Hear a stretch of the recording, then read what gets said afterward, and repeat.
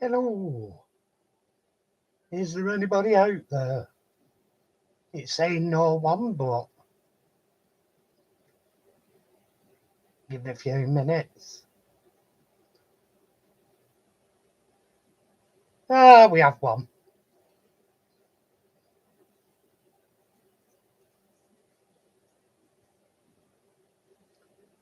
Having a think about what to discuss. I never come in knowing what I'm going to discuss. I just basically fly by the seat of my pants. Like, not a lot. I've been watching another and getting involved in the chat on the video about Armby's quality nowadays. And really, what I was watching, it were abysmal. Abysmal. All it can be described as is abysmal quality. Armby's going proper down the tubes.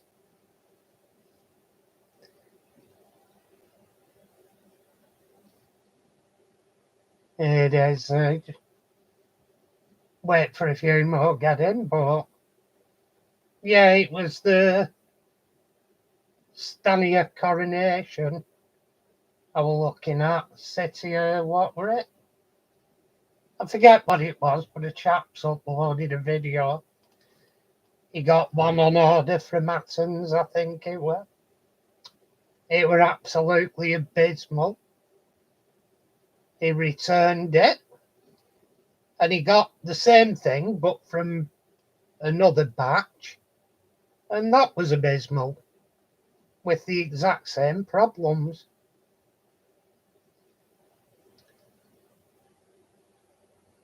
One of the leading bogey had fell off, both of them. Both of them were full of glue marks. Need to go on and just, guys, you're paying over 200 quid for that. I usually pay about what? Let's say, I don't treat some the best, but I pay about 100 and odd quid for a watch. And that's perfect. Perfection. Now, there's many small parts in that.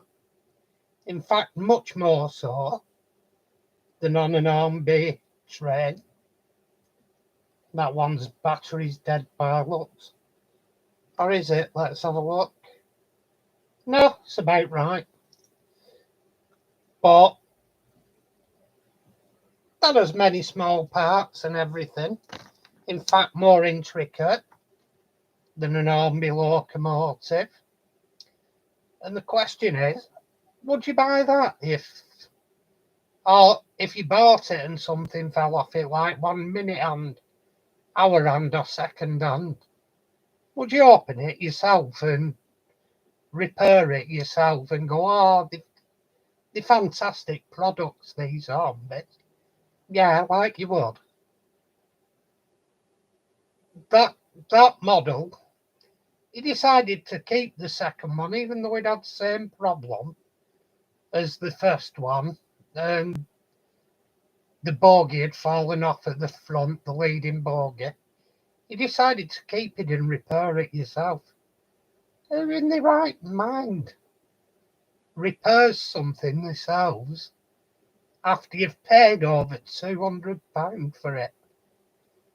I mean, they've lost their minds, some of these modelers. You're paying a premium. You're paying for a premium product, and that product should reach you perfect. You shouldn't be opening the box and bogies falling out, having glue all over it.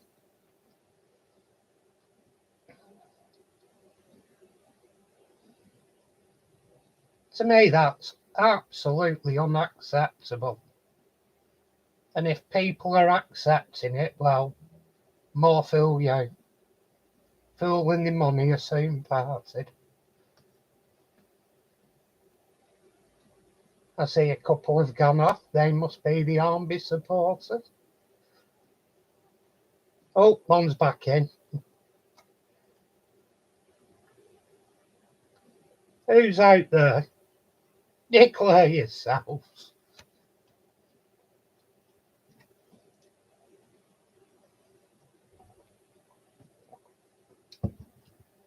But no, that's just my opinion. If others don't share the same opinion, it's pretty sad for the hobby, really. Because all you'll get is overpriced tap. It is what it is.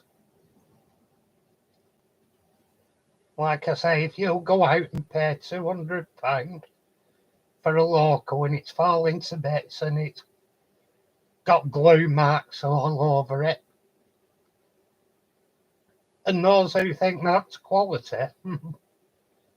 I mean, it may not be all of them.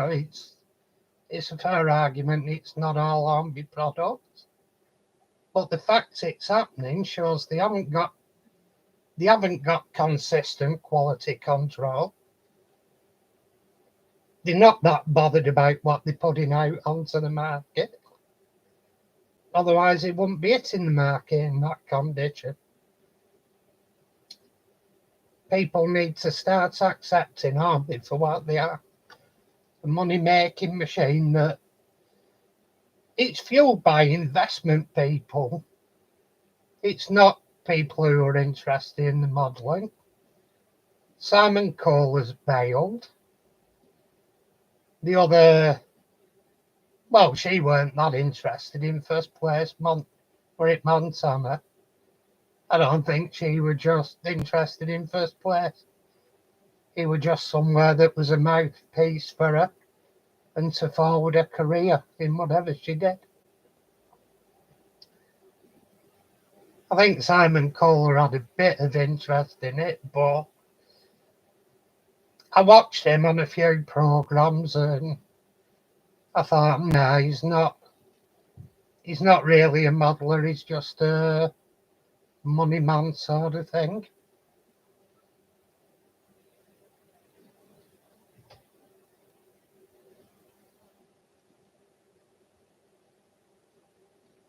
And is there anybody out there that wants to squeak up?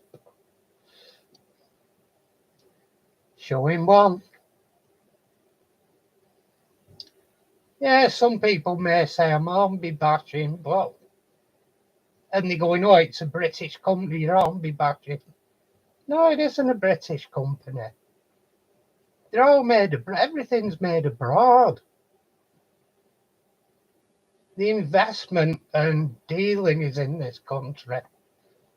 The shops their outlets. That's the best name for it, their outlets in this country. The products and the people making it aren't in this country. The money, so really, in effect, we'd lose very little if Hornby went, because somebody would take on all the tooling,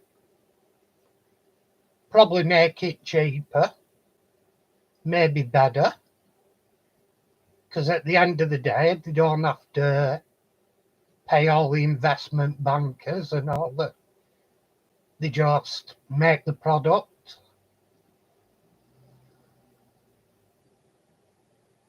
Hiya, Nathan. Good to have you along. Yeah, I'll not be doing out to the layout for about a month. Probably be concentrating on it more in winter now, because basically I've got Toy Fair coming up this month, towards the end of this month in Coventry, so I'm going away with that, meeting a lad I'm friends with online, meeting up, having a meal with him and his missus, so it should be good. But yeah, that's what I'm up to this month. So there's not a lot being done on layout this month. The main starts, I need to buy another length of wood to make the actual boxing in for the board, put the last board in, make all that. That will only take, what, half a day or whatever. G'day, Andy. All right. Good to see you. There's only a couple of us so far, Andy. Hopefully it'll eat up in a bit. Yeah, so after that, I'm going to be basically putting brackets in between the boards to hold it in line, and probably some coach bolts, because it's not going to be a take down and move out. It's going to be a permanent layout, but with the option, if I ever moved, I doubt I will, but if I ever moved, it can be taken down. Oh, cool. Good stuff, Andy. You're going to Coventry swap meet then? Well, swap meet, toy fair. Sonny, is it? Let's have a look at calendar. Have a look which day it is. I think it's on the 24th on a Sunday this month.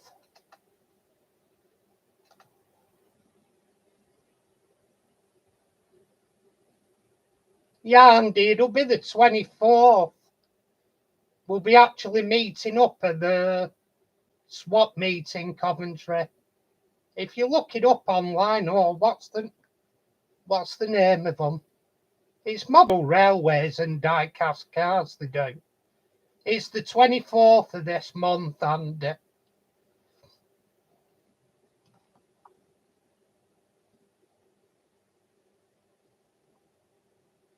I'll just look up where. Hang on.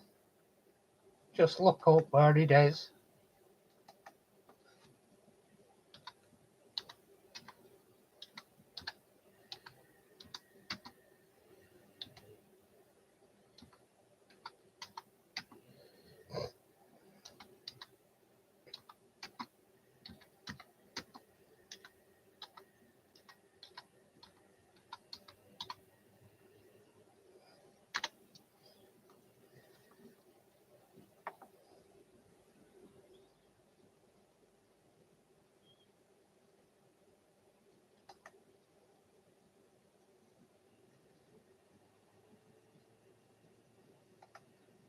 Yeah, it's the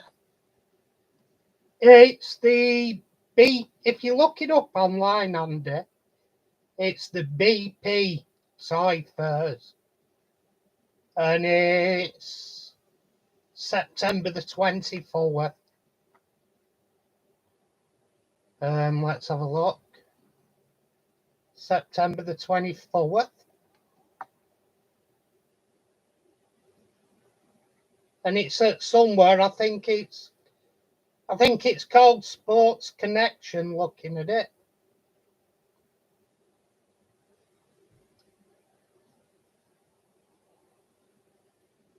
Yeah, it's at Sports Connection, Leisure Club and Venue, Coventry.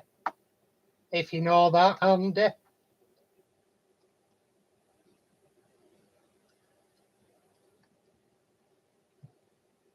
Yeah, so I don't know how big that is. It don't need to be huge. Just sounds a good one.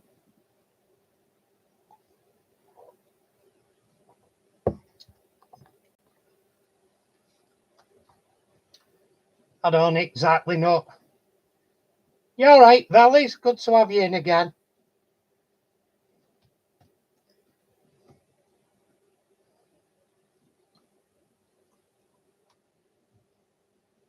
Yeah, keep an eye out, Andy. There'll be me and Mick and a lad from Ireland that does die casts. Yeah, check it out. It's called Sports Connections Leisure Club. It's on it. And it's on the 24th of this month. End up spending more than I want again, I think. I always do. I wouldn't mind if I bought good locals. I always buy ones that need something doing on them. I don't think I've ever bought good ones. Well, I lie, I do. I do. Well, it's the rarity rather than the norm.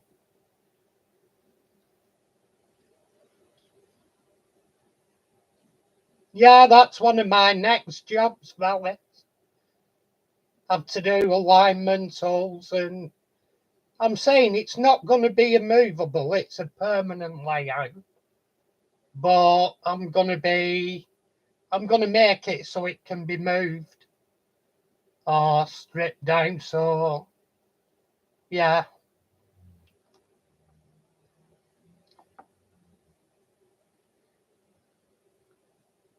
Yeah, it is. It's something to do during dark evenings.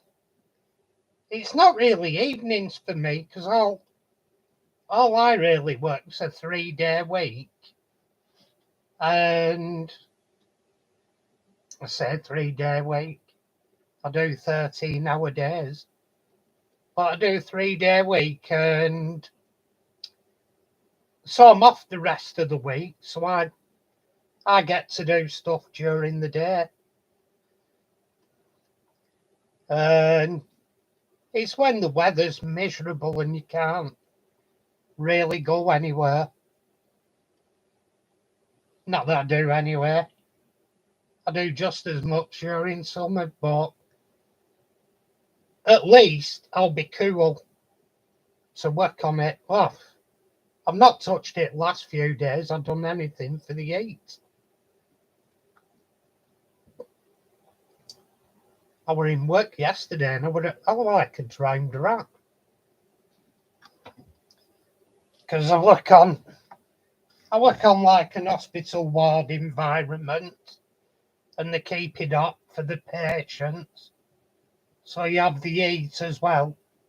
Even some of the patients were finding it unbearable yesterday.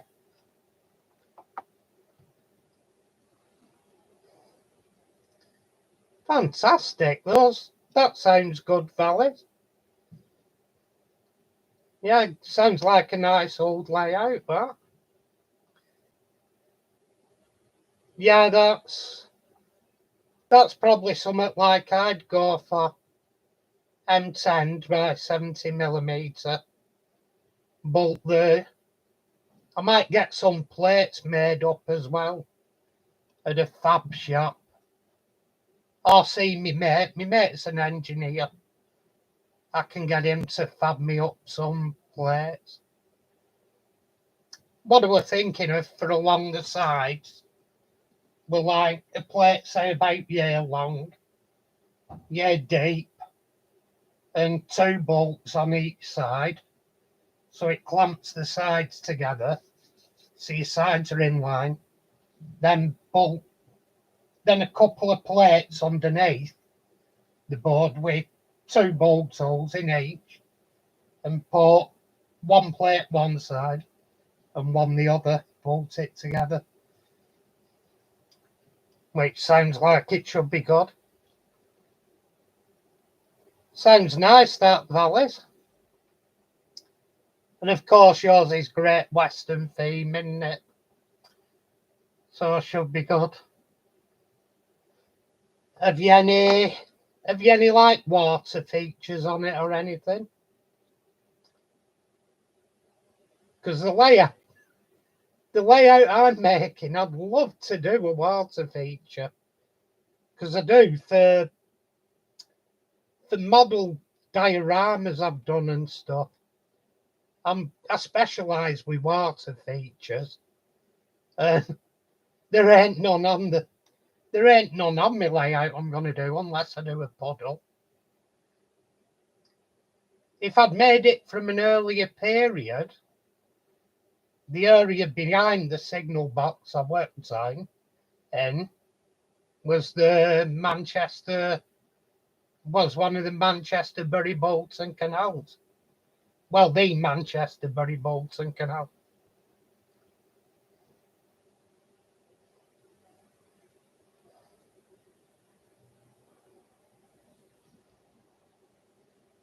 Oh, fantastic. Sounds like that'll be nice.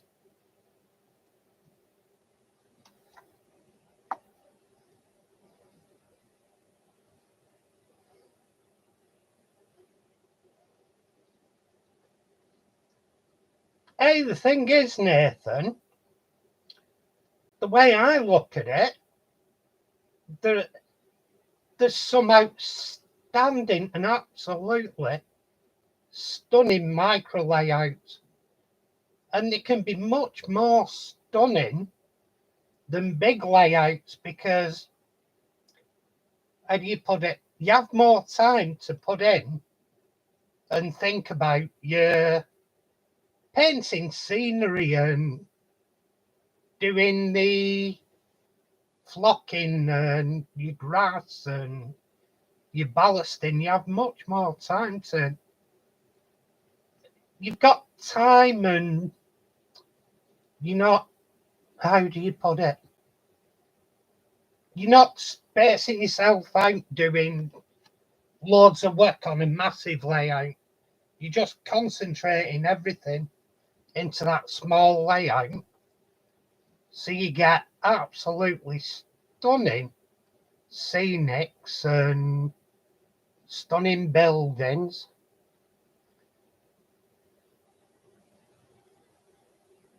Yeah, absolutely, Valleys. The smaller layouts, I don't know. Have you seen that one? Is it Fry's chocolate one? Where he has I think basically all it is a railway that crosses a road. It's only a micro layout. It's not big, but it is absolutely stunning. It's very impressive work on it. Like, the thing is, if you're concentrating all your time on a small area, it's beautiful, isn't it, Valleys? And that's only a small layout. It's absolutely stunning. It is, it's fun. And the thing is, on a smaller layout, you can devote more time to getting it absolutely right. Your time's nodding. I mean, mine's going to be a large layout, and I don't know whether I have enough years left in me to finish it. I would want it. I know it's negative, but I have to look on the realisms of life. I'd like to get it finished to that standard, but yeah, we'll see. I've not even laid track yet. But I'm already purchasing stuff towards it, like ground signals. Those will have to be, because there were a little siding in front of the box I worked in. So there's ground signals and all sorts of tiny details. I mean, today I've been building finishing off. I've been weathering it today. Another class 47 for it. I've been weathering the roof and stuff. It looks nice now. It's only an old Armby one, but I'm not into spending these big money things on modern stuff. I have the occasional ones, but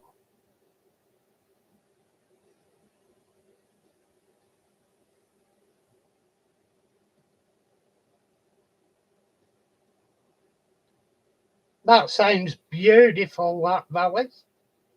Superb plan. Yeah, I think I'll get a lot done on this over winter. I've got my plans. It's so. See, the thing is, I have to condense it a bit. The area I'm working on, I have to make some sacrifices because I haven't got the room I need to build it to scale. So there'll have to be some sacrifices. And it's easy to do, but it's how to. Because what I want to do, I want to build basically 4 ovals. And where I have them, I'm going to have the crossovers I need. Because at the box we had crossovers, points, all that lot at signal box, so I can run the correct routes and stuff. And I'll have to cross it back, so I'll probably have some crossovers at the back. But I'm not planning on doing multiple lanes at the back because I want to use the space at the front for routing the track. Because you have your first, second, third, fourth radiuses.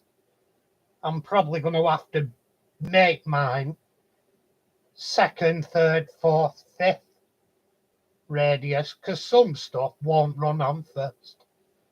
So that's a no for a start off. Yeah, Nathan, I'll be putting a detailed signal box in. I'll be building my signal box detailed, and I've been hunting online this week, and I've found there's a good there's a good site. I think it's Britain or something it's called. And it's all photographs from the air of Britain everywhere. And there's multiple ones at Salford where they've been doing surveillance. And I've found the building. Now, the problem is, I've found photographs. It's 20 years before the period I'm modelling, but all the buildings are there more or less as they were. So what I want is the site, if you zoom in on them, it's very pixelated. Now, I presume if you actually buy from them, like if you buy the picture from them, you'll get the high-res one, the high-res scan or whatever, but I'll buy one, see what it's like, and then if it shows details I want, I'll buy a couple more. Because as the aircraft's flown over, you get different angles as it's circling. So that'd be helpful for the research.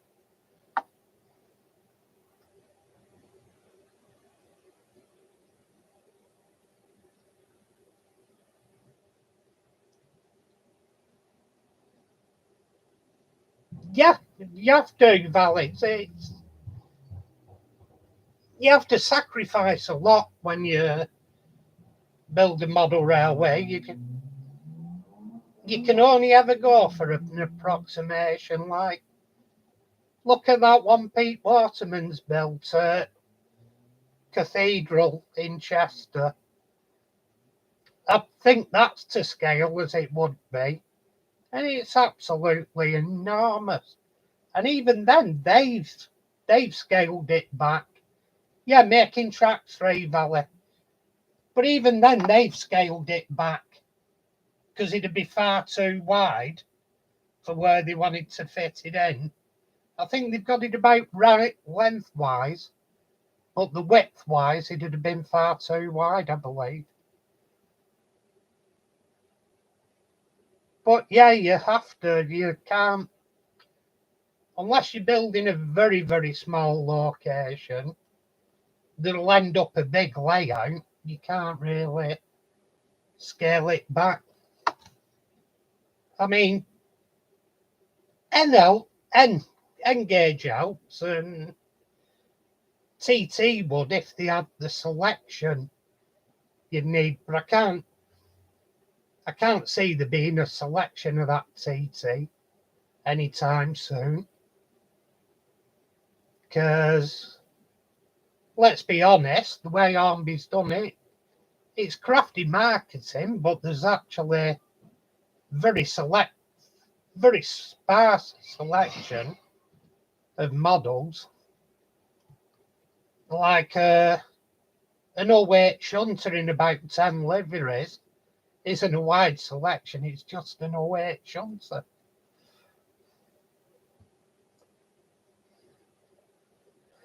Yeah, when I worked in signal box valleys, I went down looking at the interlocking in the base of the signal box, because what you have, in effect, the signal box, the base of our signal box with the interlocking, and they had a separate relay room at the back of the signal box.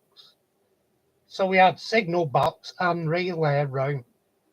I mean, some signal boxes probably have the relays combined, or they just, what would you call it? Not electrical, they'd have been mechanical boxes.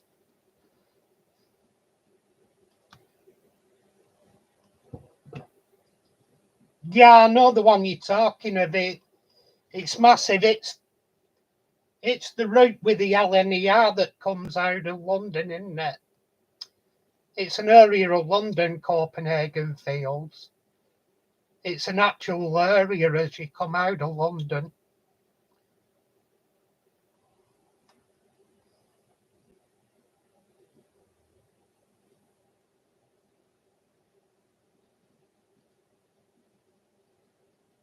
Yeah, yeah, anything like that.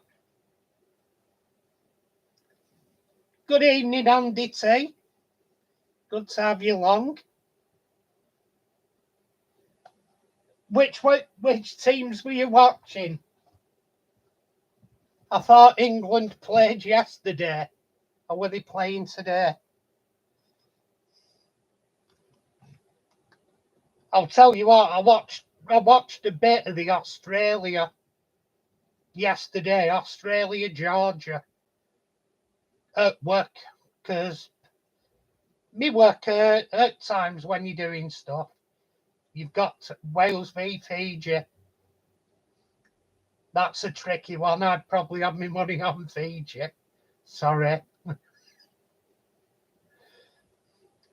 I was watching Australia v Georgia, and I'll tell you what, it shows footballers up for the ponces they are, doesn't it? I was watching one of them Georgian lads. He was pissed through with blood everywhere on his bloody kit. Smears of blood everywhere, and he's just carrying on playing.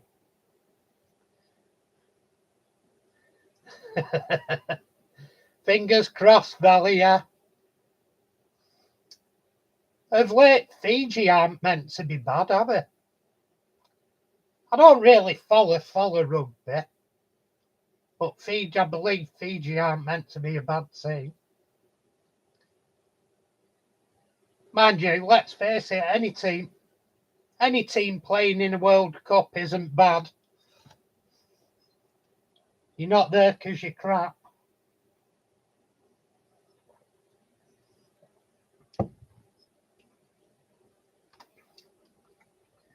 That's well, you what, me political incorrectness hit me again yesterday. Like, I work with Black Lad and I get on really well with him. I work with a few of them and I get on. Biggest percentage I get on well with. And I was watching that Australia v Georgia, and one of Georgian lads, he were a black lad and he was fucking, I'll put it bluntly, fucking massive. He was huge. He stood next to Ref, and Ref looked like a schoolboy.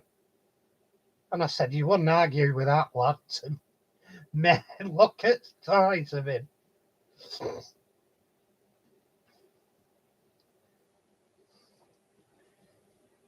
No valleys. Football is 90 minutes of millionaires trying to convince the ref they're injured. But yeah, you're right. rugby's trying to convince the ref they're not. I don't know whether you'll remember your history, but the most impressed I've ever been with a footballer was one for my own team, and he's a historical footballer. He was called Bert Trautmann, and he played for Man City. His history was he was a German soldier captured, and he came to be a POW over here. Correct, Valles?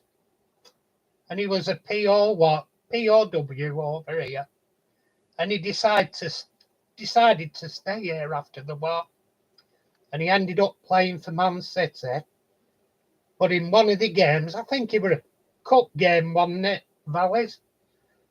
He actually broke his neck, and he carried on playing with a broken neck, and he were heading the football. He were actually doing headers with a broken neck. Impressive. Yeah, you're right, it was the FA Cup final, Valles. You're correct, it was.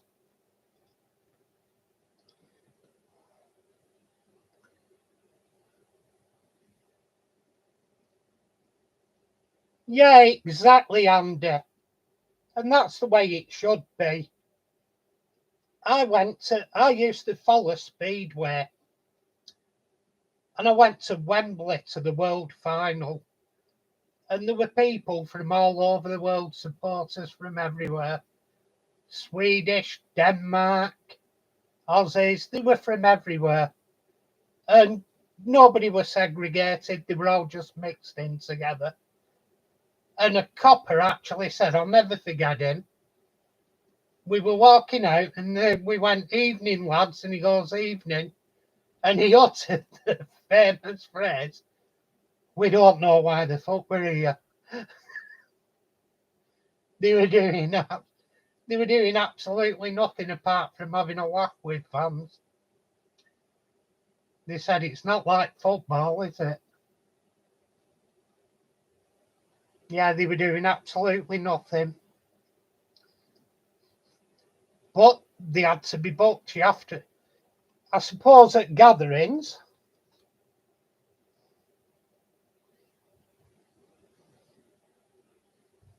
I know, and the difference is, Valleys, they're adults.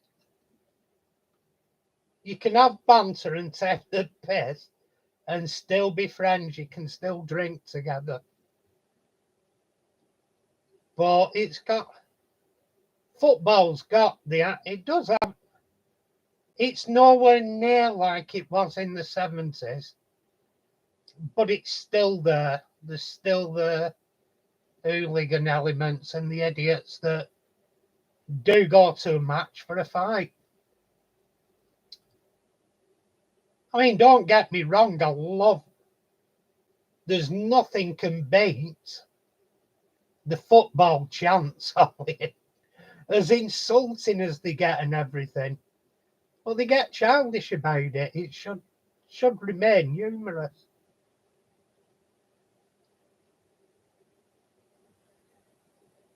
Yeah, he was, Andy, very much, definitely.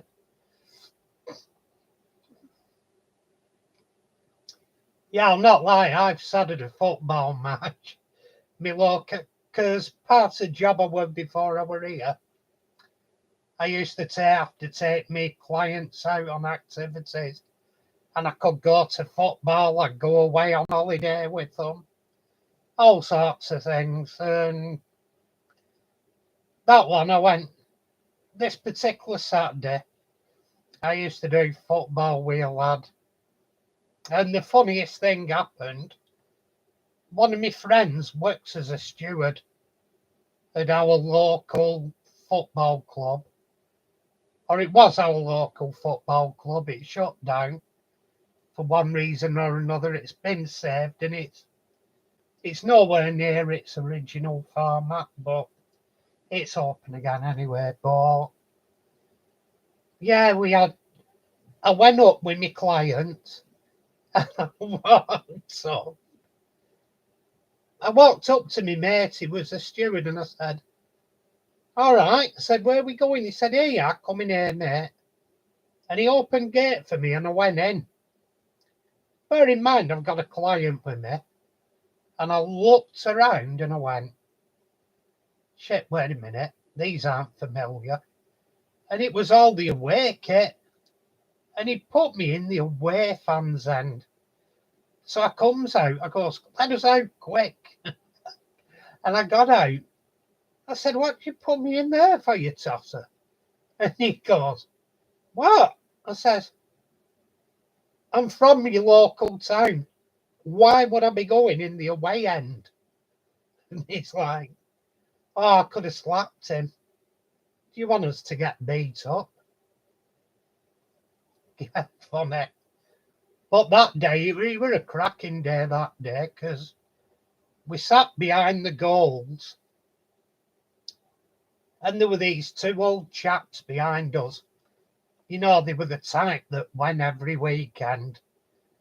And I was laughing at them because they were sat behind the goalie. And the first half, it was the away team's goalie in front of us. And all you could hear was, go on, take a sip of your drink, you fat bastard.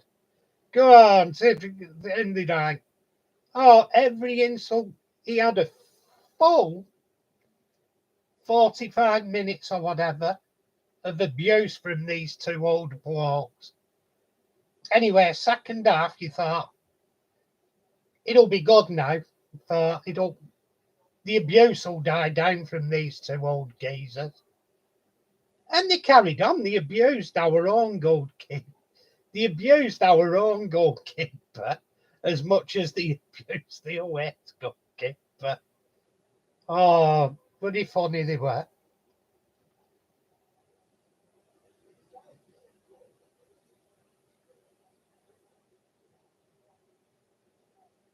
Fantastic. I can't fault you, Andy.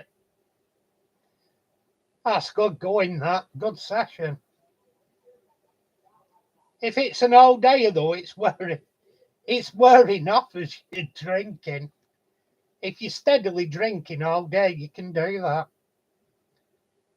Because it's wearing off as quick as you. If you're not drinking it fast, it's wearing off quick.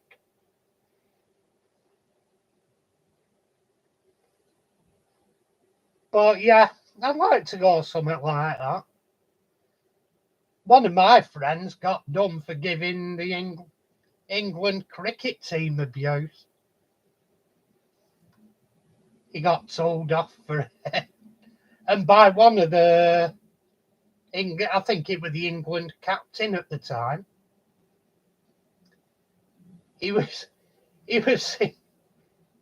Steve's a football fan and he went to cricket. So there's a mixture for a start off. And he's at the edge of the pitch singing. He's doing football chants at a cricket match. And he's singing, we're shit, and we know we are. We're shit, and we know.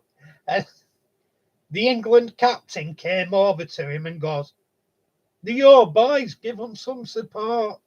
So my mate chipped back at him. He said, well, give us something to cheer you for, then.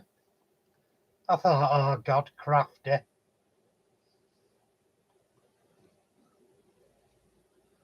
£15 of Guinness and an Ireland match. Fantastic. I do like a nice porter. I've got to admit. Which Guinness is in the porter family. It is very nice. Just looking. No, it looks worse on there than it actually. Thought that were blood for a minute. Yeah, but I do like. Years ago, I didn't like Guinness unless I mixed it with cider. Like I had a black velvet or whatever they called them. But nowadays, I've got to sort of like it. But if you get a really nice porter, it goes down lovely.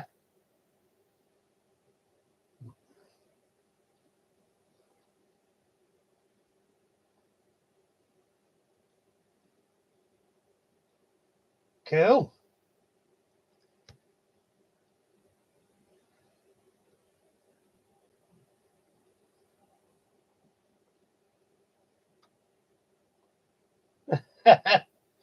Fantastic. Can't fault that.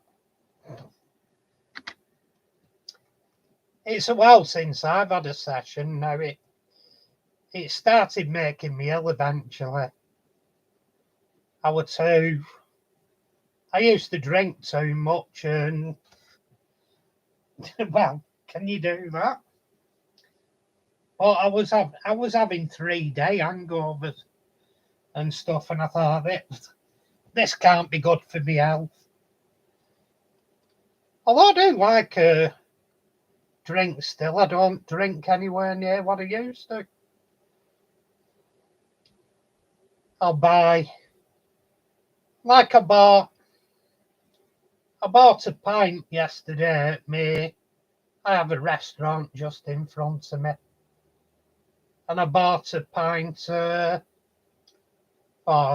can't think of name at the moment. Italian beer while I was waiting for my food, and it's the first pint I'd had in ages.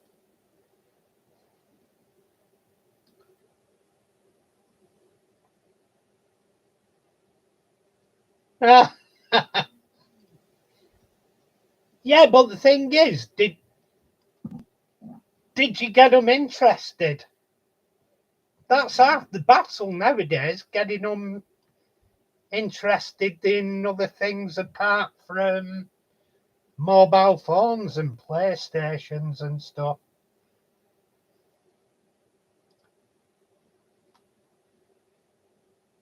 Well, that's the thing. If you can get them interested in stuff,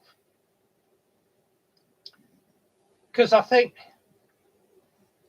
if the modern day generation doesn't get away from all this, everything's done for you, computer and like games console attitude, it's going to be a dim future for them. How do they do stuff like decorating their own house, repair things? Because when you start owning your own house, if you've not got a very lucrative job, you can't just buy everything to replace stuff, especially not nowadays with prices. They'll have to be learning to repair things. And that's what model railways were good at. I mean,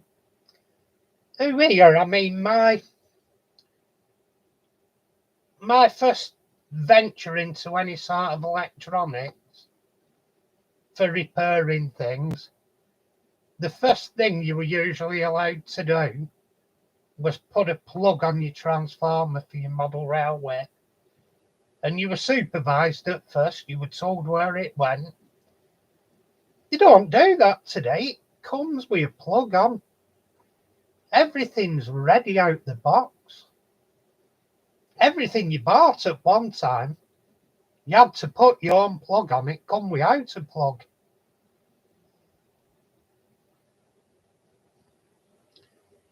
And I think it's a good way to go. It honestly is teaching people about electronics. You have to sit down and think for a minute and say, right, if I get this wrong, I'm thrown across the room.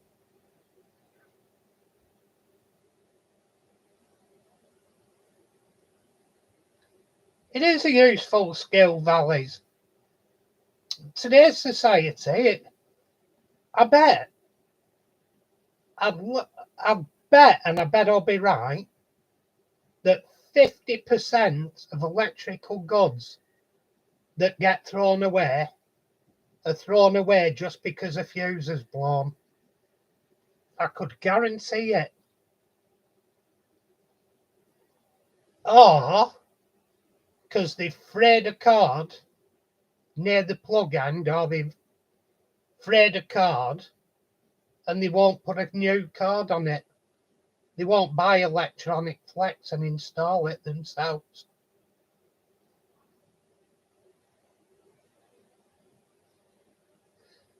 Yeah, exactly, Valleys. I've hardwired a DCC local, and it's not that hard. I bought is it ESU decoder, ESU sound decoder, and soldered it in. It's not that difficult. It'll be made a little bit easier with the device I've bought recently.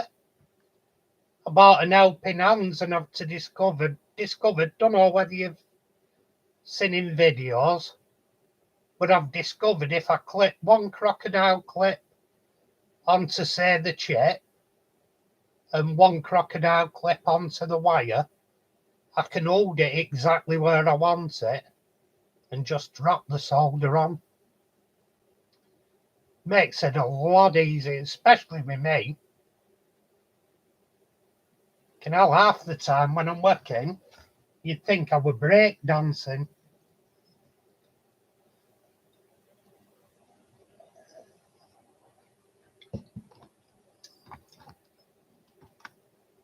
A lot don't though, Valleys. That's the problem.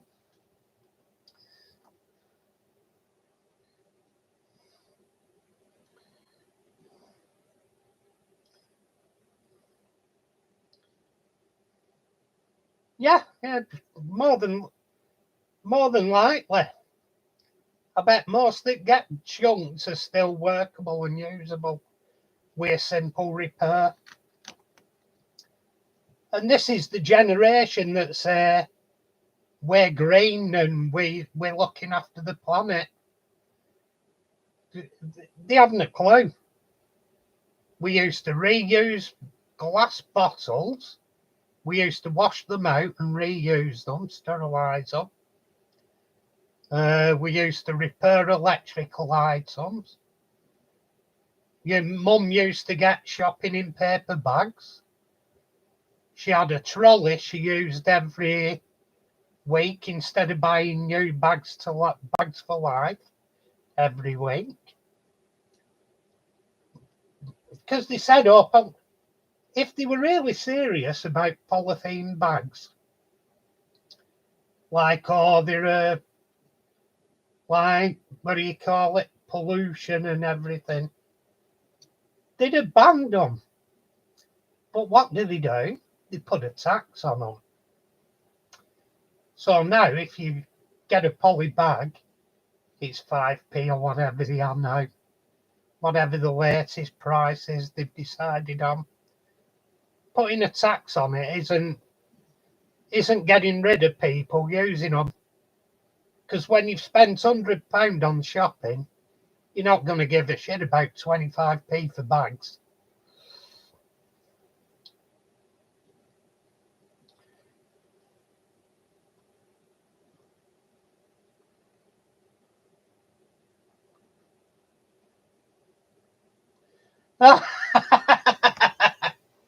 Yeah, you're right there. You're absolutely spot on, Valleys. There's nothing on. That's why I'm on YouTube most of the time. I don't pay a TV license anymore. I got rid of it. Yeah, did it. You know, we used to have an electric. You don't see them now. But we used to have an electric float come round every morning. The best use of an electric car ever. And this generation got rid of it. So they can all drive in petrol driven and diesel driven. They can all drive to Tesco to buy the milk individually instead of buying it off the milkman that did a round. I don't get some of the ways. Sorry, I just think they're idiot. What is it me mate used to call them? Intellectual idiots. Like we used to have the Corona pop man as well. You used to buy your pop every week when he comes round. You'd have about 6 bottles, all different flavours. And then you'd wash them out the week after, give them back, and you'd choose another 6 the week after. But they don't have the Corona pop man anymore. And that were great. They just used to take the bottles back. The company used all the same bottles. Buy the leaflet. Hello, Mick. You're not late. You're not late. You arrived exactly when you had to. I've nicked that phrase off someone else.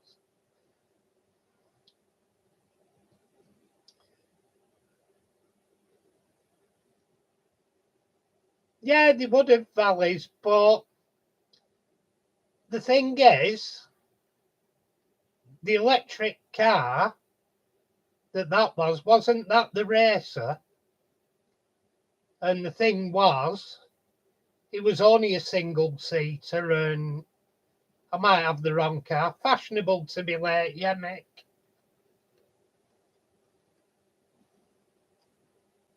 But yeah, they'll do that now. The oil industry, etc. I don't agree with all this just stop oil, but they're idealist and it ain't going to happen anytime soon. If they're that serious and worried about it, go and protest in India, disrupt their day. Go and protest in China, disrupt their day. All the ones that really are polluting, disrupt their day and stop disrupting the people who are leading the world in it, because they're pissing a lot of people off.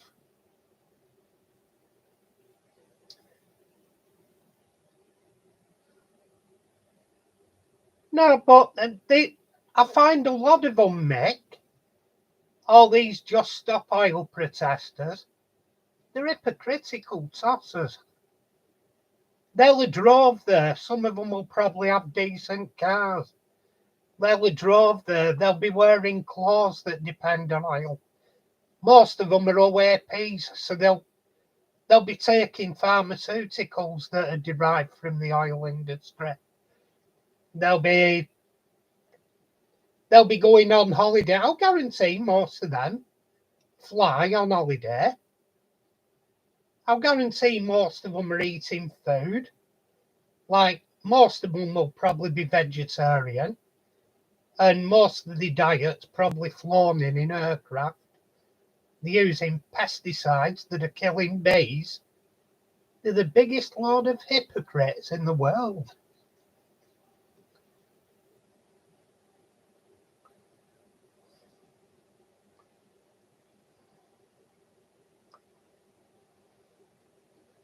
Happy days. One of my friends used to do a milk round regular, and he used to love it, getting up early in the morning, riding around everywhere on back of milk float.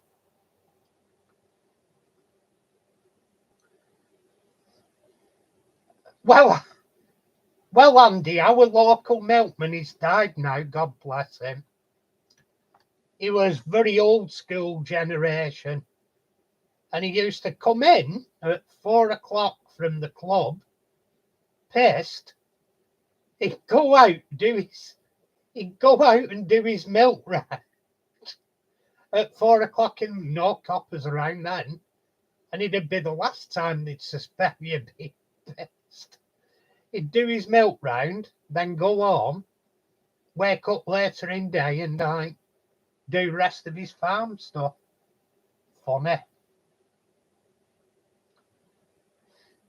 If I had one here, I'd use. Well, I'm not saying if I had one. We do have them here, but it's more a case if I could trust some of my neighbours, because I reckon half of them round here. And I can't say I won't do it myself. I'm no angel, But I think they doorstep it nowadays. Sad thing of the times, but well, actually, I wouldn't blame my neighbours. My neighbours aren't bad. It's how do you put it? It's not my neighbours. It's some of the visitors that come to see some of my neighbours. Guarantee you get doorstep. Yeah, exactly, Valleys. Yeah, modern day. Modern day. If you had milk left on your door or eggs and stuff, somebody would thieve it. Sad thing about the times we're in. And the worst thing is, I wouldn't mind if it were thieved off somebody that was struggling for food. But you find the biggest percentage of the people that are struggling for food are honest and wouldn't do it. It's people that aren't struggling that thieve it. It's people that would have the money to do it. Like, you're not telling me pregnant mums and the elderly that are struggling and can't manage are going out early in the morning and doorstepping. Like, nah, it's people that can manage.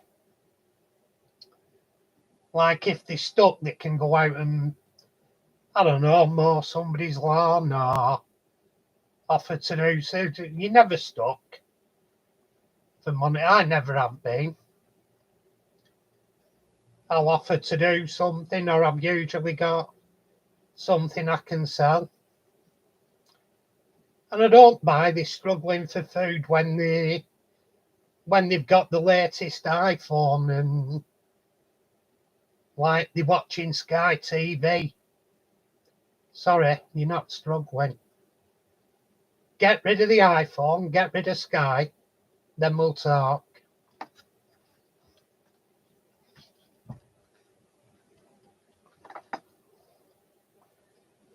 Yeah, because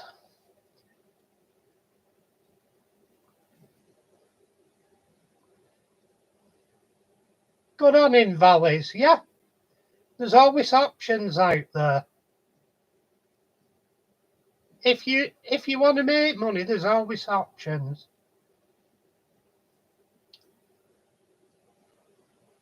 Nobody should be nicking pennies. I mean, I did it when I was a kid. I wouldn't do it now because there's always options open to me. Even if your option is only going seeing a mate and saying, have you got a tenner till I'm a bit better off? Or till I get money at end of month? And I don't know anybody that's not got a single friend that they can say, can I have a tenner or whatever till end of month? Unless it's a character that does it all the time and never pays it back.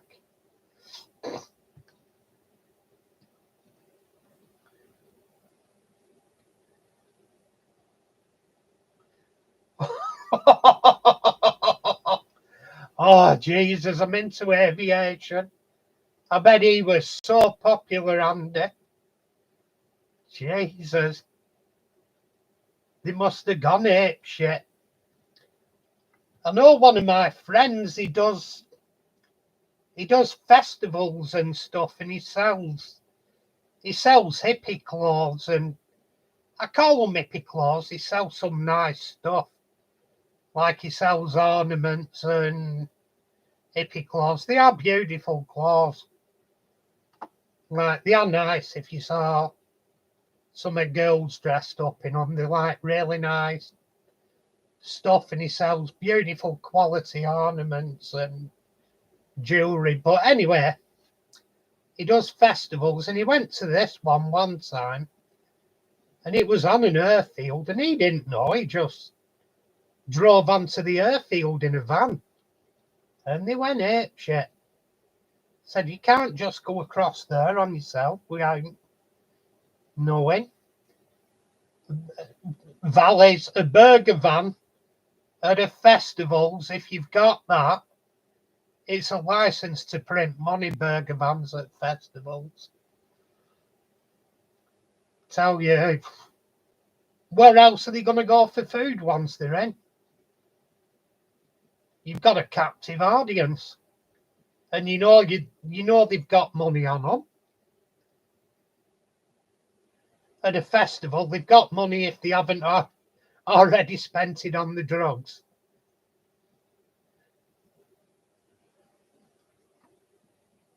Yeah, there is indeed. There's a Malta. Is it Malta or Gibraltar? I can't think. I think it's Malta. No, sorry, it is Gibraltar Airport. That has a runway across it. There's a couple of airports have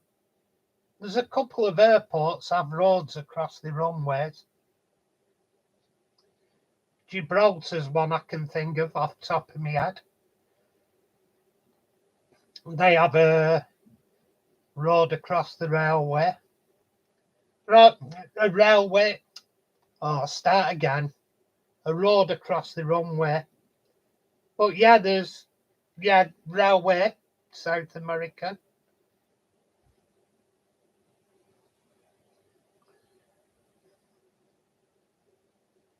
Yeah, that's it. It does valid. That's the one I'm thinking of. Road to Spain goes across runway at Gibraltar. Does indeed.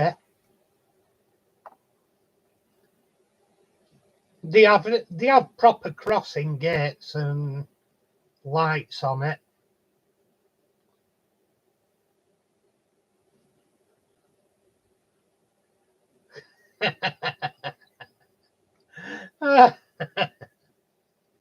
Oh, brilliant. Oh, awesome. What a guy. What a guy. He did tow him off as well. The worst one I've ever done is when I was a young kid. I didn't have a lot of money and I had a car and I didn't bother with the fineries of taxing, insuring and MOTing them. I just bought them and drove them. And I had this Cortina Mark IV. And I'll never forget it. I was in middle of Stockport. And I went round this corner and had to back up. I think he were a one-way street. I can't remember proper now. It's that distance in the past. I remember the main bullet points, but I reversed down the roadworks. So my back end was stuck down the roadworks. So wheels weren't touching, so rear wheel drive weren't going anywhere. And I thought, shit, I'm stuck here. And I looked across road from where I were, and there were two coppers heading over. I thought, oh, I'm in the shit here. I thought, I'm proper in the doodah. And these two coppers, they walked over. They said, are you having problems, lad? I said, yeah, I didn't spot it. I reversed round corner and raced back end. He goes, no problem, lad. And there were a couple of planks there. And they put them onto the road surface and under my wheels and then lifted them up so my wheels were on the planks. They lifted them up and said, right, put it in first and eased it up. I put it in first, eased it up, got it back onto the tarmac, and they went, right, there you go, lads. I went, right, thanks. And I drove off quick before they asked too many questions. But yeah, I didn't have tax, MOT, insurance or anything, and the two coppers helped me to get it out of the hole I'd driven it into. Happy days. You couldn't do that now. They'd have had ANPR on it as soon as you went into town. But yeah, geez, stuff you did.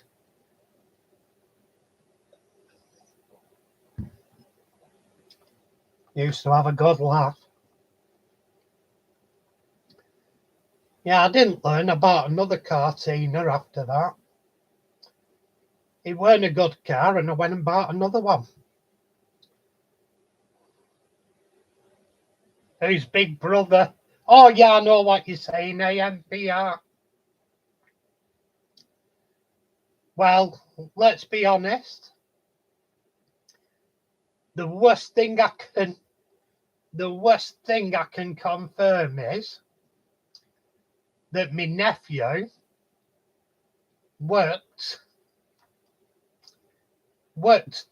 designing and building the software for that, for AMPR. He had an hand in it. He's a nice lad, but bloody hates him. Yeah, he was when he first left school. Actually, he was a whiz on computers, and he worked for a company, and they developed all the software for AMPR for reading number plates in it, etc. He told me, I said, I wouldn't shout that to too many people in pub. Sooner or later, someone will nail you for it. Oh, yeah, bloody hell.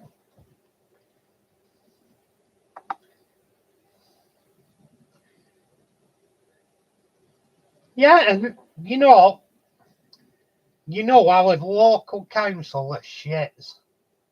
100%, 100%. You drive into our town and coming in from Manchester direction for about a good 5 miles, in fact, probably more, probably actually, from Manchester town centre, all the bus lanes are marked from such a time till such a time, and then you can use it all the rest of the day. So they have closed times and open times, and the rest you can use the bus lane. So you read the signs all the way from Manchester, and you're in the bus lane because you're allowed to do it at certain times. Then 1/4 of a mile from our town centre, it's altered into you can't use it all day. And as soon as it alters there, our council put a car on it. They probably have a camera now to monitor it, but they had a car then. They had a camera car. And the amount of money that must have made our local council. And it was Snyder.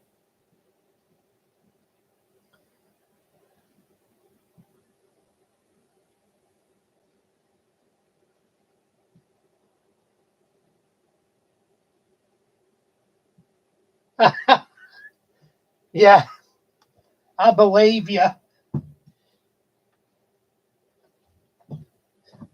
How much was the VW Corrado costing you, Val? It's about 100 quid a year.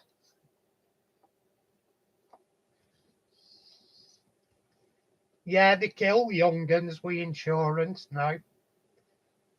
They can't have much away from Vauxhall courses and that.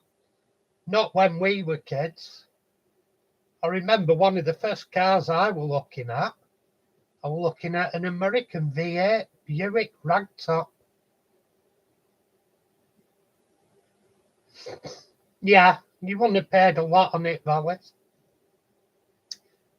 I had somebody in one of them trying to beat me on my bike. They were never going to do it. I dropped 2 gears at 60 mile an hour and put my front wheel in her. Left him behind. It was a close match, though. Whether that a Corrado, might have been a Scirocco, not a Corrado. But he was trying to cut out and cut in front of me, I thought. No, not happening. Not acceptable. Dink, dink, wound it back up on back wheel and gone. I was doing 60 when I did it, though. But nice bike, that, but I weren't going to live long if I kept it. because I was still riding like a road when I was a 20-year-old. And my body can't do what it did when I was 20-year-old, or my brain.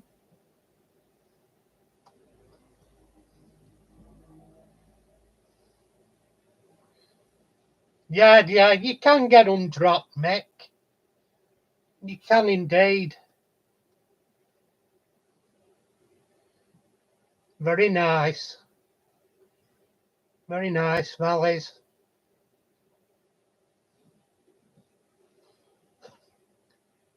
Yeah, well, my bike could do 0 to 60 in 3.5 seconds, which makes it faster than a lot of Ferraris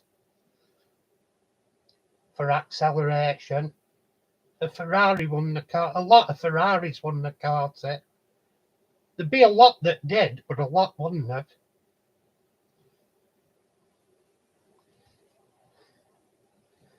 I'd have got done if I'd have been caught in a BMW we're driving under. One Saturday I wanted to get home and I were on a job in London, so I had to come back up north, and we collected a BMW 7 litre 4.4 Series 7 4.4 litre. Now it's the highest speed I've done on British roads, but I was doing 156 till my mate bottled down and went, slow down. I was playing about. There were a Dutch guy in a Volvo V70 estate keeping up with me. When we disappeared, we flashed lights at each other and gave each other a friendly wave. I bet he'd have got back to Holland and his doormat would have been full of speeding tickets. Whereas me, company I worked for, we always used to blame it on Amjad, Asian lad. And he used to say, if any of your drivers get a speeding ticket, just tell them it's me, post it on to me. You're a nice lad. We used to like him, but he was a rogue.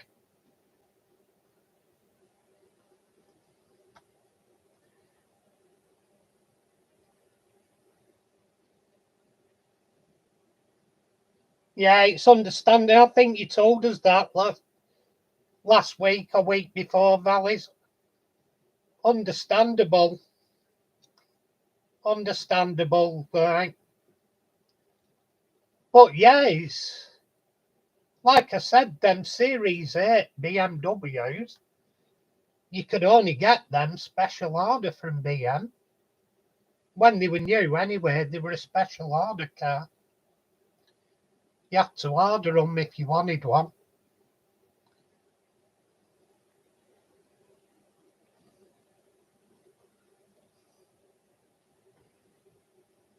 Yeah, it's gone ridiculous now, Andy. If you're going for a 30-mile-an-hour limit, I think the worst I can say I've done for that is 100 in a 30. And it wasn't wise, but I was a young 25-year-old and stupid. I passed through the junction near a local pub here, doing 100 mile an hour.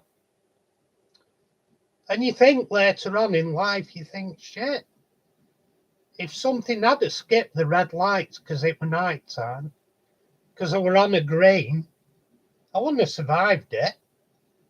I was in a Cortina Mark 5. It had just folded like a cereal packet. There were more rust on it than metal.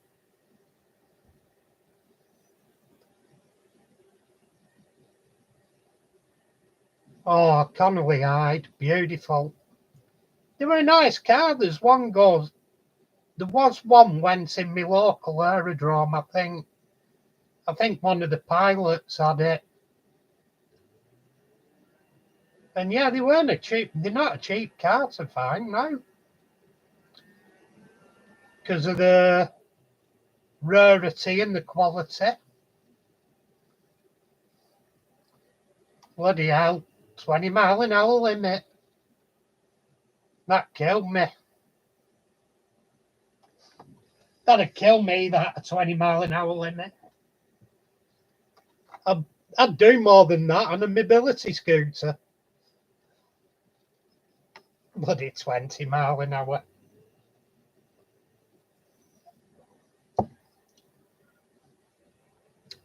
They used to take us round 20 mile an hour limits in,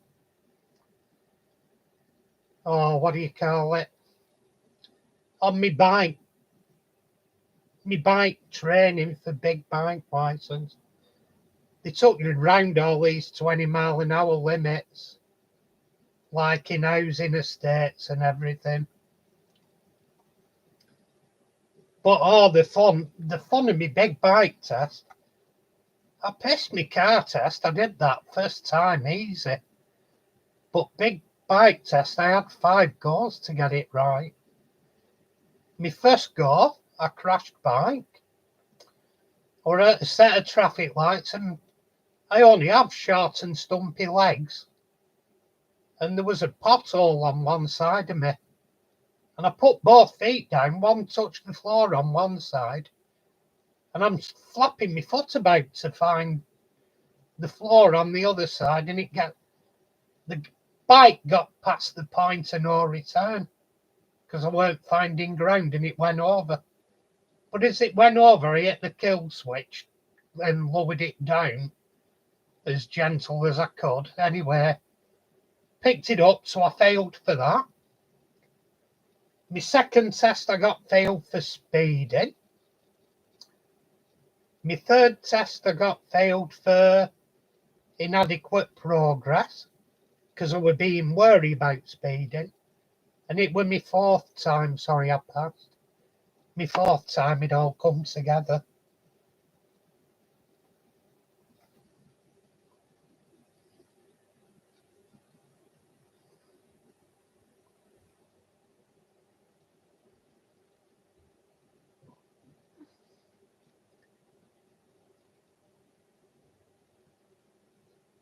Well, you know something, if they start selling them tiny French cars for teenagers, I'll be buying a paintball gun and hiding in the bushes round in my village. Them are just targets.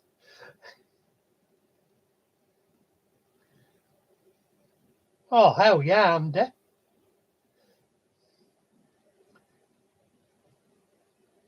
Yeah, I did first time, and to be honest, I thought I'd failed. I made a couple of cock-ups. And the examiner, he says, pleased to tell you, you passed your test. And I said, I thought I'd failed. I said, I made a couple of mistakes. He said, yeah, but you did the right thing to correct them, so I'm happy passing you. Went fair goes. So, yeah. I think one of them, I was in the incorrect lane, approaching a junction, so I indicated and went into correct left-hand lane. And then the other one, I stalled it on the roundabout. And I did the correct start up and proceeding thing, so he passed me for it. Yeah, me bike, mind you, Valleys, be honest about this. What bike test did you take? Was it pre-1980s? Because let's be honest, bike test. 83, were you still on the old? That's a close date, that. Were you still on the old test, or did they start getting tougher then? Because I know it with the early, that's it, the old test, yeah. It'd have been borderline, that, wouldn't it? Did you take it out 83 to avoid the new test?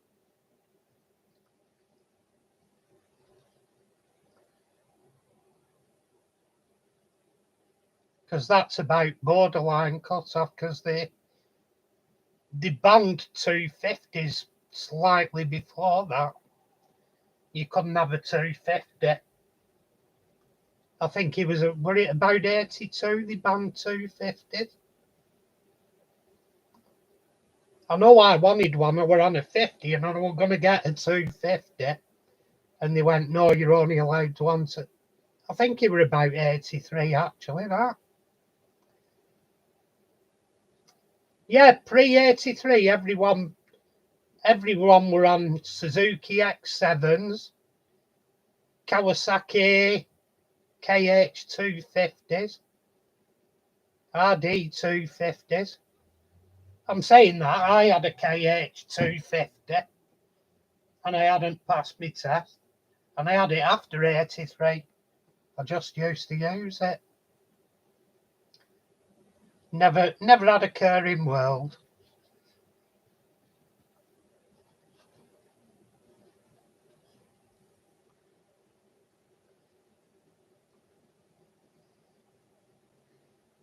Yeah, they do 100%. I think every single driver should do at least 1 year on a motorcycle. I honestly do, to get them used to road speed, driving in traffic instead of just at side of road on a push bike, driving with the traffic. I think everyone should do a year on a motorcycle. Small one, something like a 50 or an 100. Makes you a lot more aware of roads and road users.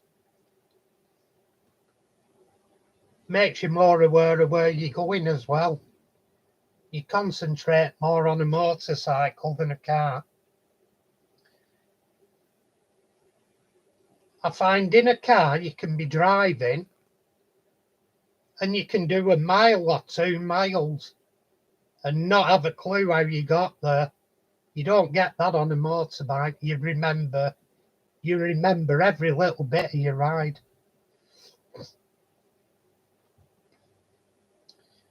Hey, Valleys, I was just after the fizzy. I had an RD50M, my first bike. I got it brand new out at showroom. RD50M. Motor Marinis were nice.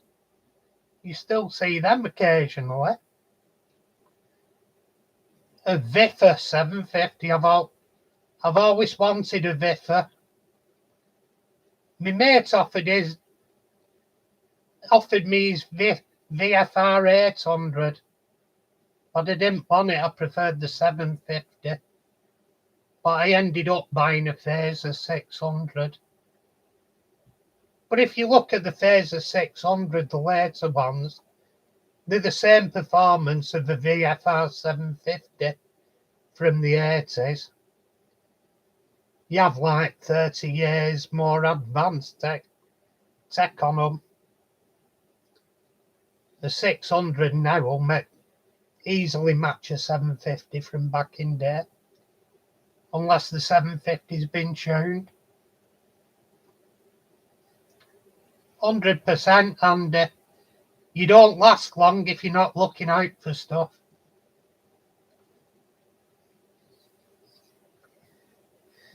Yeah, I like the little fizzies. I never had a fizzy. I tell a lie, I could have had one. I could have had the last model of FS1A, but they just brought out the RD50M. And it didn't really last long because they brought out the RD50MX, which was a little brother of an LC. It had the same design looks as the LC. But the RD50M was like the old original RD250s. Yeah, they were a good little bike, the Fizzy. Many of us haven't done that. Mole grips on the gear selector. We've all been there. It works. If it works, it works.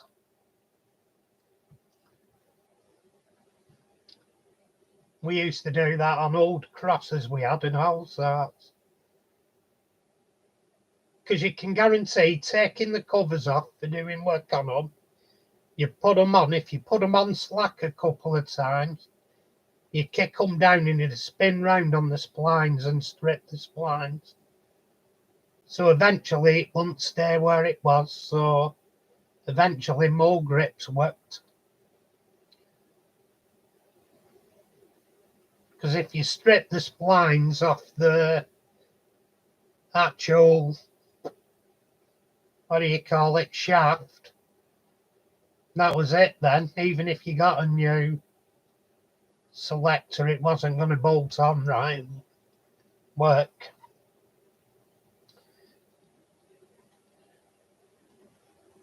Right, here's where I probably split opinion. I was going on about before most people were in, I think. What are people's honest opinions on modern day army? Quality wise, not detail. I'll emphasise quality. Because I think most people in here know I'm of the opinion most of Hornby's stuff nowadays is cheap Chinese tat. But sold at over expensive prices, I might add. Because I was looking at another video today, and there's a guy, he bought a Hornby Coronation, and I think it was City of Manchester, but that's irrelevant, I think. But from the suppliers, he opened the box and the front bogie had fell off, and it had glue marks everywhere on it. It was just abysmal. And you're not talking cheap, you're talking, what, I think it was 244 quid, he said he got it for, which is a lot of money for anybody. I don't care who you say it is. But the stinger is, he sent it back and complained, and they sent another one out to him from another batch, I might add, and it arrived and it had all the exact same problems on it.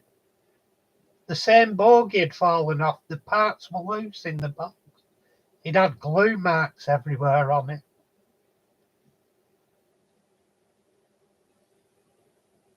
And there's where you hit it.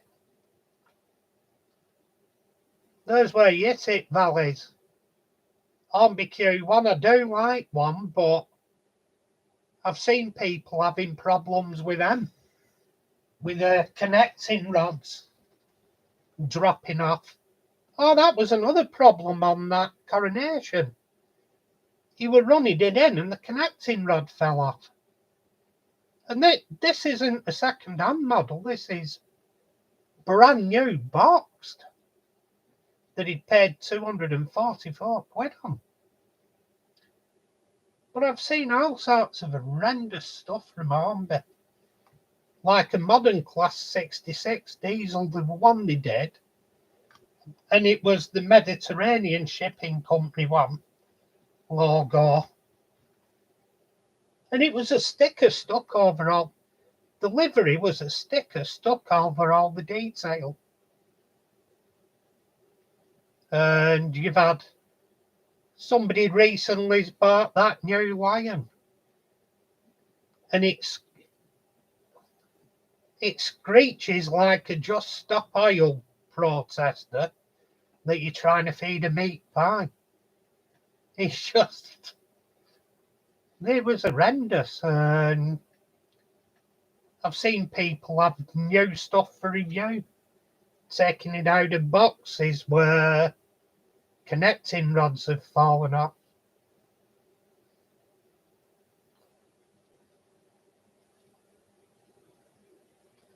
Yeah, they're great fun. They're great fun, the little two strokes, I've got to admit.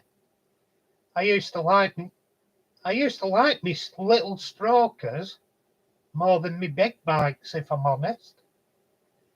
I spent all that money to get me big bike license, and I preferred small bikes. It's weird. You're not stuck on small bikes. They're easier to get through transport. When I get bored, they're easier to go for a ride down the canal on. That pisses a lot of people off. Have a ride down the canal on a motorbike. Jesus. You should hear all the abuse you get for that.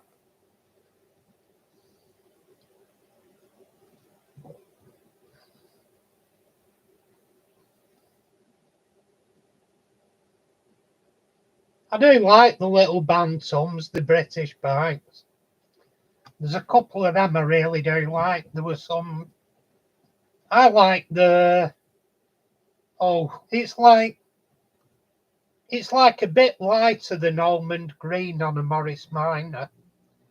I like that version, the one with almond green and the cream panels and red writing on it. They look tidy, they do, them Bantams.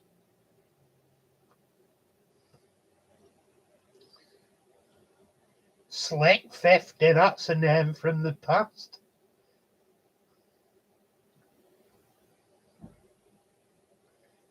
Yeah, I've had a DT50, Andy.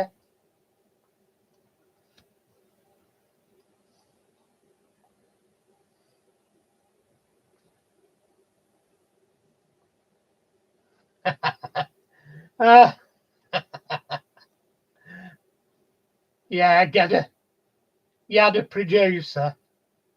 Oh God, I used to get loads of them on my little strokers. I could wallpaper my living room with them, the amount of producers I got.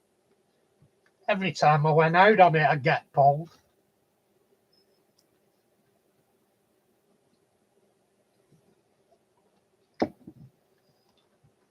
The biggest laugh I had one time, I were out on my KH250 and I got chased by a copper and it run out of fuel. I'd have been all right if I were on a flat, but I went up this hill because I thought I can get to the park and nip across the park and lose him. Just before I got to the park, it run out of fuel and spluttered to a stop. And he caught me, and this copper goes, right, I'll give you produce documents. I said, there's no point. He said, why not? I said, I haven't got any. I said, A, it's a 250, so I don't have a license for it. Said, B, I've no insurance. C, I've no tax. D, it's not MOT'd.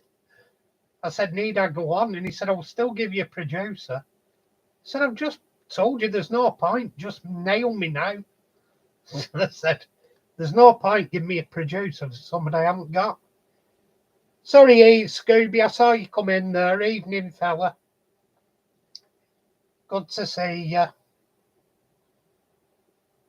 I think I might do another half hour before I'll keep my eye on it.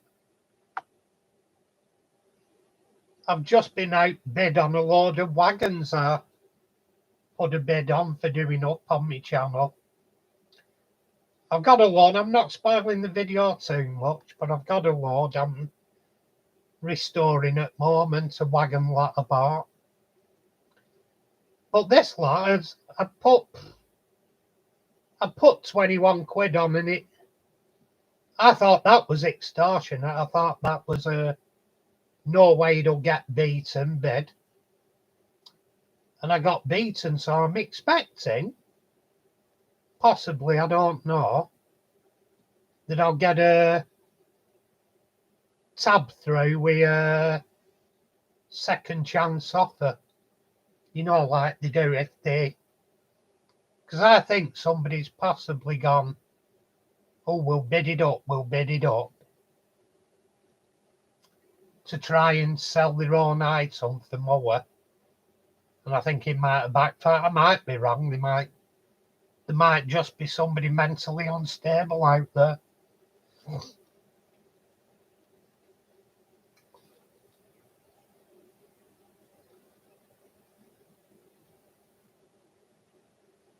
Oh, that's shit, Andy. You know, it's horrible that. Spend up. That's something. I were coming to the end of a fully blown restoration on a 250N Super Drain Deluxe. Because I always wanted one if I passed my test when I was a youngster. So I thought I'll get one and restore it. And I was coming towards the end of the restoration. I'd powder coated all the frames, swinging arm, replaced all the bushes, cleaned all the parts up that were in good order. I'd had every single nut and bolt re-zinc plated, cleaned them up and re-zinc plated them all. And they looked bonny, and I was getting all the new stickers for everything where it had like advisory stickers on it. I'd done all that. I've restored all the wiring loom. I restored all rubbers, and I've done everything basically, and it was just assembling it back together. And I thought, you know something, I'm selling it on as a project to someone else, because I know if I'll finish it, some jealous fucker will either wreck it or steal it and I'll never see it again.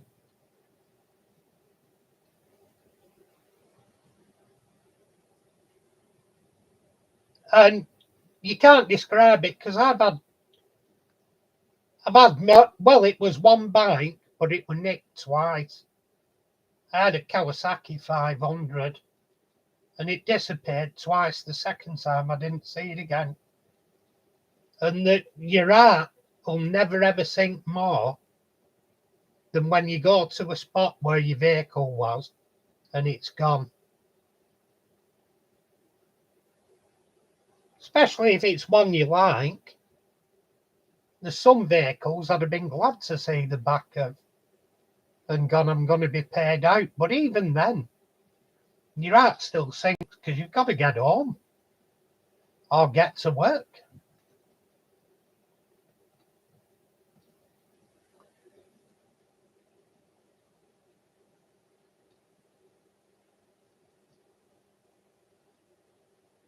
Yeah, that's one of the reasons, Andy, why I sold me 600 Phaser after me quack getting nicked second time and not getting it back.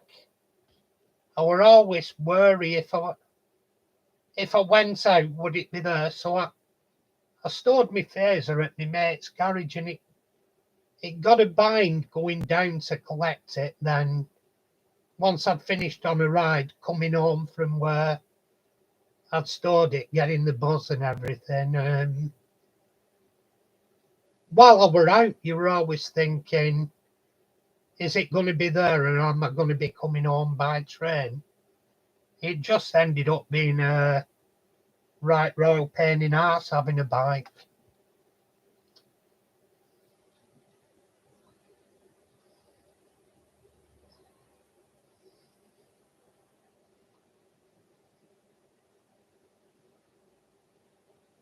Oh, what an arsehole, Scooby.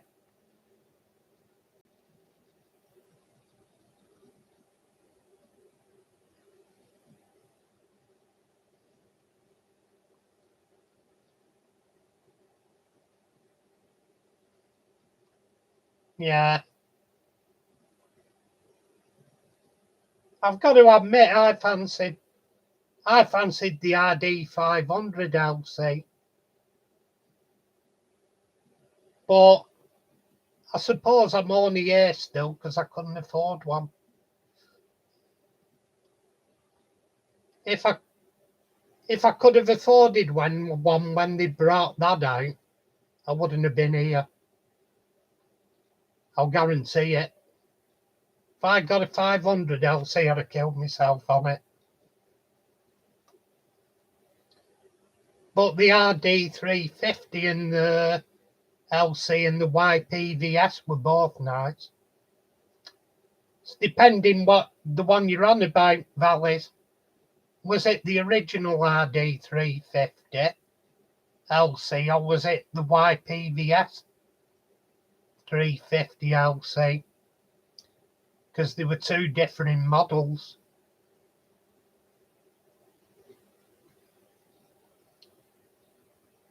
The original, nice bike. The 350 YPVS was still nice. I wouldn't have turned my nose up at one of them.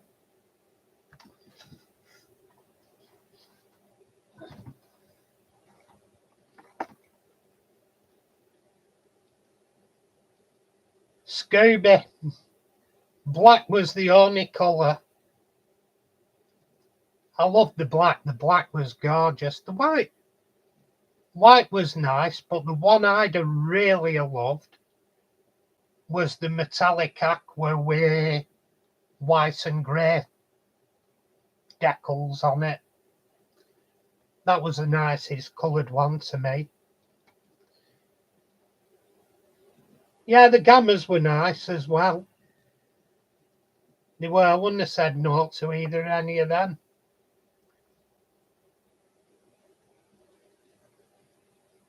Yeah, they were nice, the white one as well, but if any, I'd have had the metallic blue with a grey and white stripe. I tried when I got my RD50M to get the purple one with the different coloured decals. I think it would suit on grey decals, but that was, I think that was a German model. I think it was left-hand drive or something. But no, the British models, you could just get them in the black or white, like the LC. It was a funny model, the RD50M, because whoever had designed it to look like the original RD250s. The actual body shape was same as the original RD250 coffin tank things. And they actually put, because of the time period they released it, they actually put decals on it that were the LC decals. So it were a bit of an in-between of the RD50M. And it weren't long till they brought the MX out, which looked like the LC. So the decals fitted in well with that. I rode one of the MXs. I've got to admit, I preferred the M. It was all right, but I preferred the M.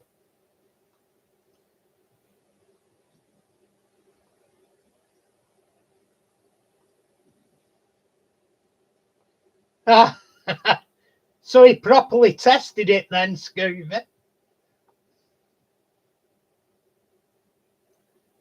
That sounds nice. Ducati Monster's a nice bike. We had a doctor where I worked. He had a Ducati Monster, and he were always on about how good a rider he was. And then I turned up on me 600 phaser in snow one day. Nice layer of snow on ground, and I turned up on it. Said, how'd you manage riding that, do you? Said, no real problem, same as normal, really. Just don't be silly and just don't give it a fistful with throttle.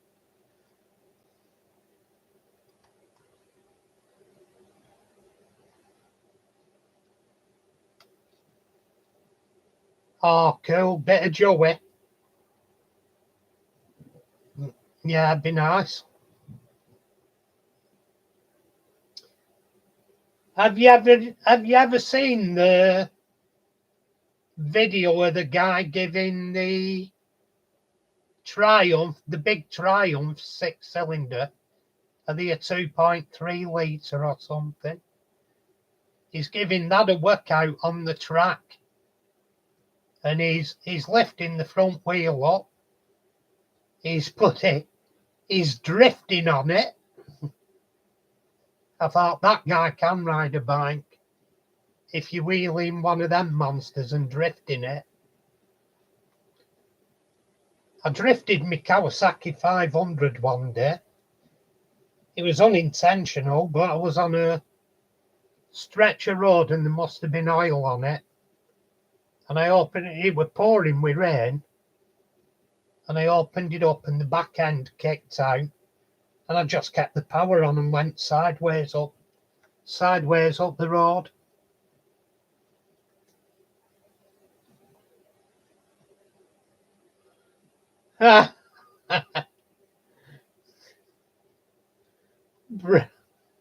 Borrowed it for a ride and so I'm from what I gathered, Valleys, he were enjoying the ride. He were enjoying himself. Fantastic that 2 days later. Brilliant.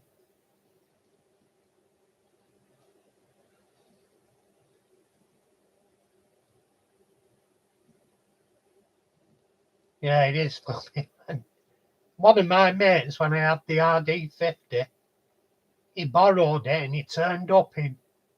He'd trashed it, he'd fell off it. Oh, I've never seen him since after that. Still know he's around. He was, when you're kids, teenagers, you have the gangs you knock about with. We used to knock about with, I used to knock around with a couple of different ones. But my main one was Bolton Road, from where I live.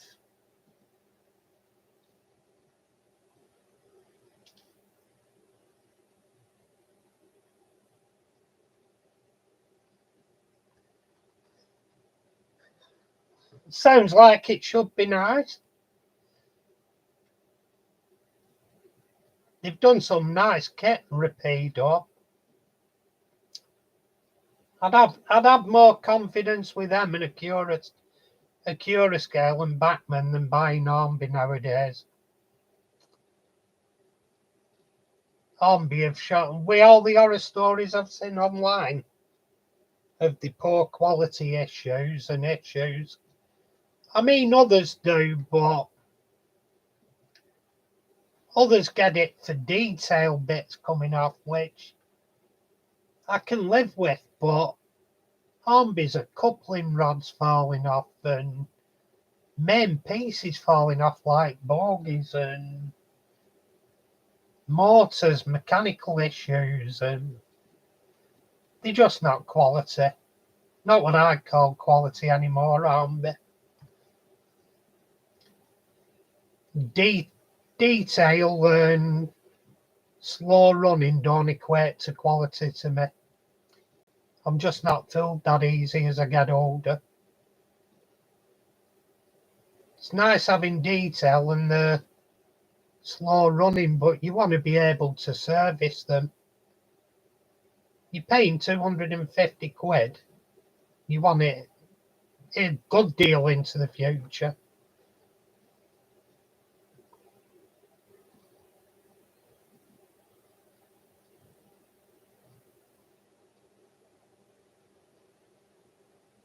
Cool.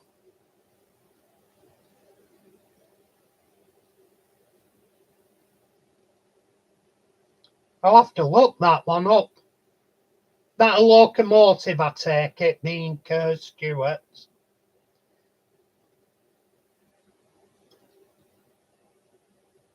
Same as Dick Kerr and all that. I think we discussed them the other week. I'll have to look it up.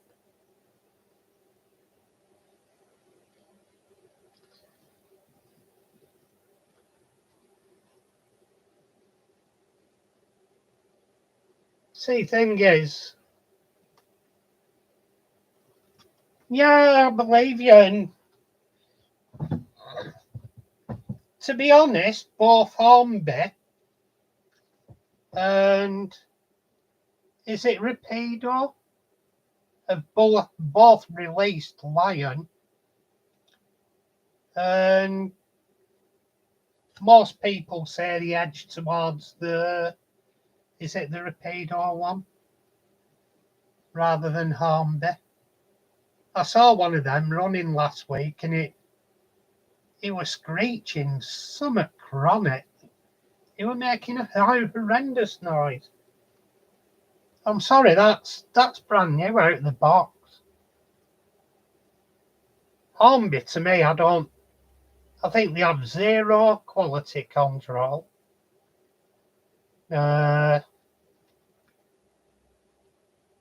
I think they've lost it really as a company. The way they were behaving as well. Who on earth cuts out retailers when you've had them for years? That's gonna promote anonymity between you.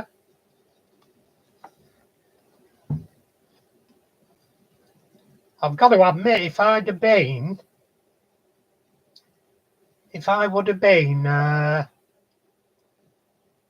retailer, I'd have said, right, if you don't want me to sell your TT for you, come and get the rest of your stock. Clear it out my shop.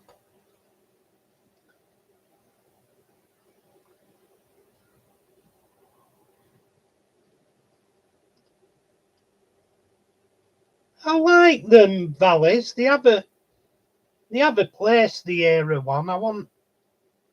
I wouldn't exactly have one myself, have I? I like the pre-grouping stuff as well, like all the different liveries and that. I was watching one the other day, the new Hornby. I forget which one it is, but it's the mustard-coloured 040, and it's a pre-grouping livery. And they've done quite a nice job of it on an Hornby one. But again, it's over 50 quid for a little poxy 040. And they're not built brilliant. The pug, that pug is a complex model compared to the 040 tank. You know the one I mean, the D tank Hornby does. And I'm not kidding, it's 50 quid now to buy one of them. A railroad little 040, 50 quid. Really?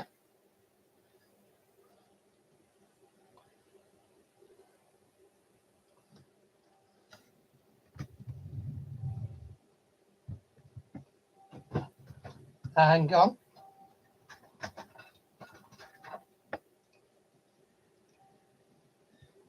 I've got one or two of them in my stash. Right, I tell a lie, I've got 4 of them in my stash for restoring.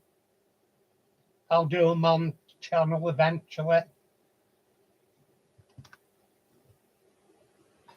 I can use for parts and stuff, and I've got another couple down there.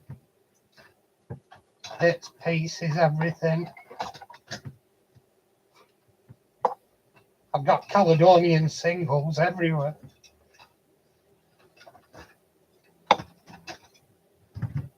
Well, this is what I don't get about Hornby.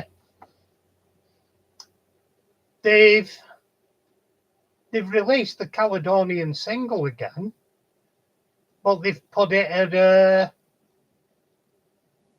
like modern markup. It's Triang equipment. Triang released that. Or Triang Hornby. It might just have been on Borderline, but even Borderline, you're talking 1970. if it were on Borderline and a Triang Hornby product.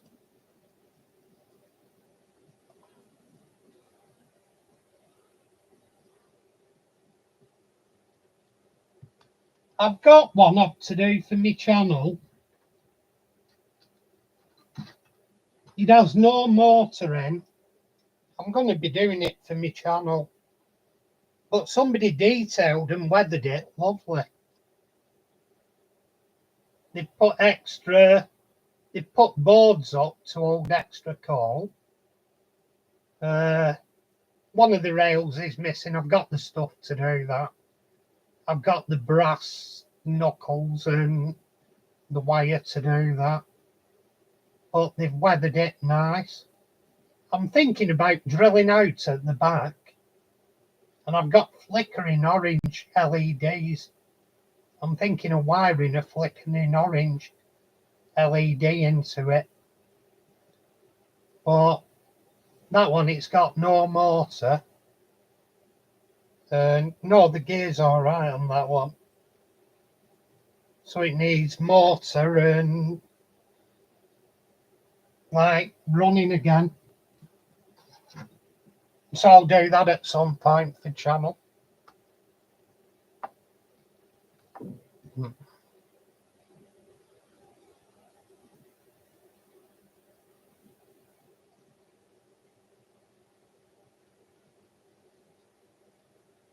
Yeah, it's a nice little loco, that one. I take it you mean Little Pug Valleys.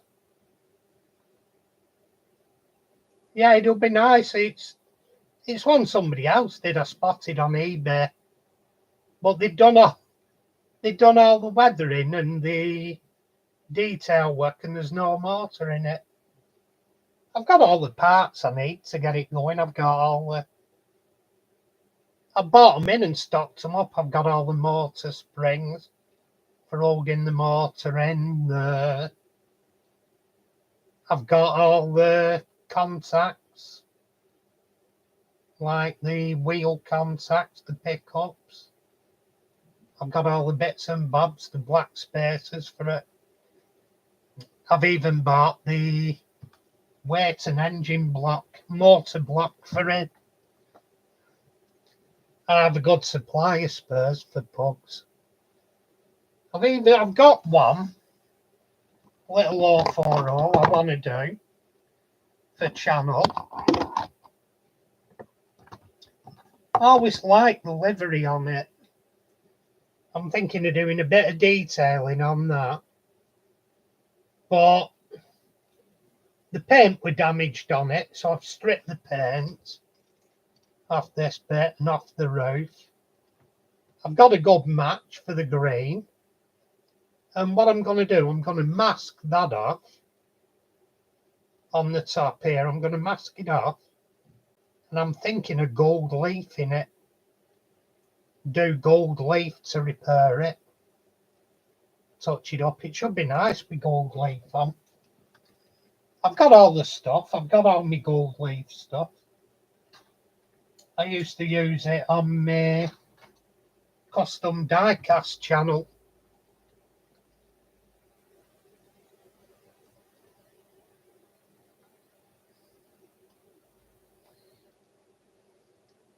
I've no doubt they would have survived into BRD. I can't see them not doing. There must have been one tucked away in, if not a BR yard, it must have been in private ownership. Because the last people in my area, they were still using steam in the mid-70s. Cool, Joey Dunlop, yeah. Yeah, I can't see them not doing the 101 Oldens. Because, like I said, in my local area, we had a paper mill, and they were using steam into the 70s.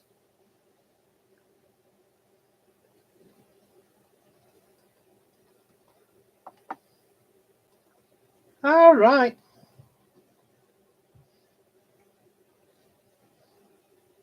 right. So that loco was there only one built of the 101?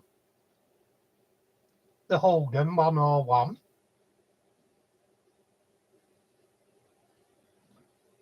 That's actually very interesting if there were. Because it must be one of the it must be one of the most plentiful locos Allenby do, and the most different varieties of livery. That's interesting, because if that's the case, it's like the other loco, the little 040, the D class one. There were only one or two of them made.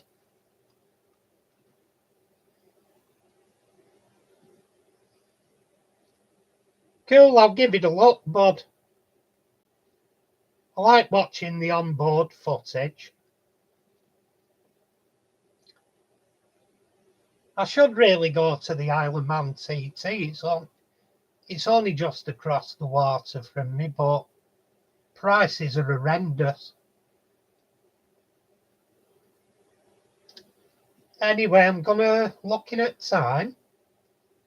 I think I might call it a day in another few minutes. Chill out, have a drink. Not alcoholic. And have a chill because I'm in work tomorrow.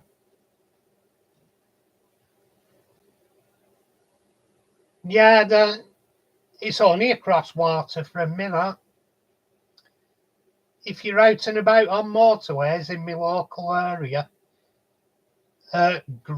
TT week, you'll be guaranteed to see them heading down for ferries, etc.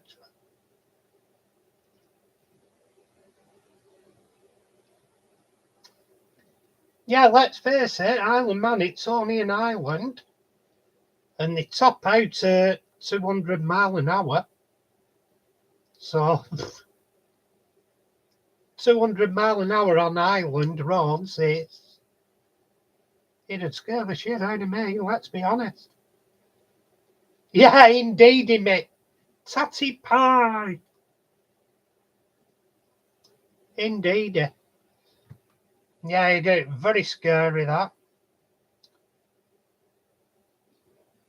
I mean, there's a lot of places they're going slower, but even where they're going slower, it's not slow.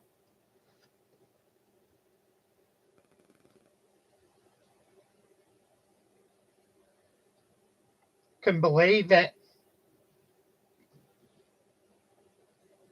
I wouldn't like to say that for sure.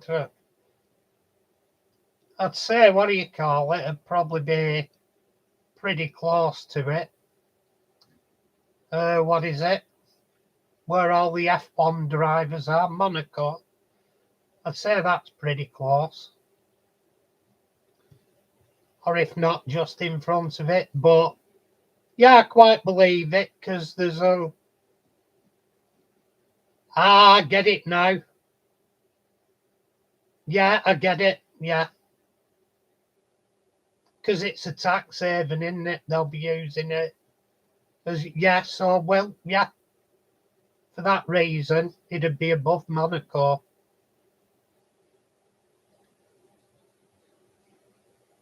But yeah, that's what made me laugh with all this Lewis Hamilton and saying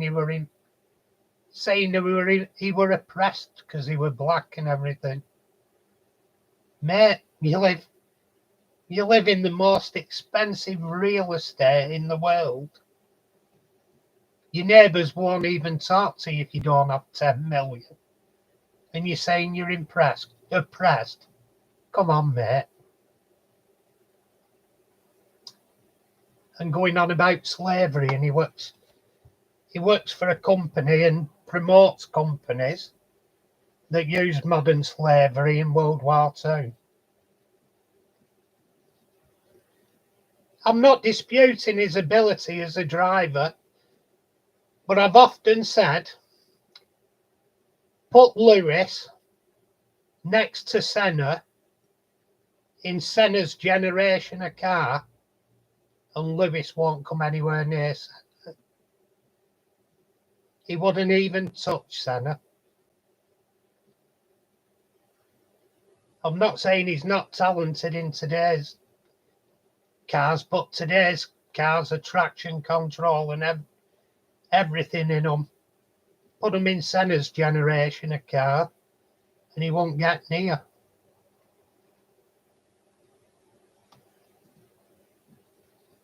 In fact, I'd be willing to make a bet that he probably won't get near Mansell. Because Mansell were a very, very underrated driver, Mansell. If you actually look at some of his real life stats.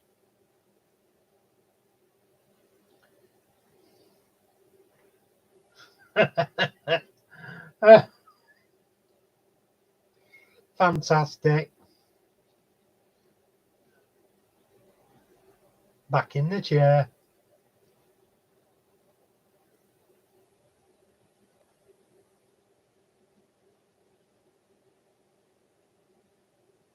Yeah, for sure. He's a very good rider, Dunlop. Exceptional rider. I'll not drag it down off the wall, but my lid when I was on the, well, it was on the Quack. I had accidents on it, so I binned it after that. So I didn't wear it on Miami, but I have a Guy Martin replica, the pink and blue one for the, were it Australian bike or the New Zealand bike? That was a bike and a half. Can't think, name escapes me at the moment. But yeah, name escapes me at the moment. But it was a fantastic piece of kit.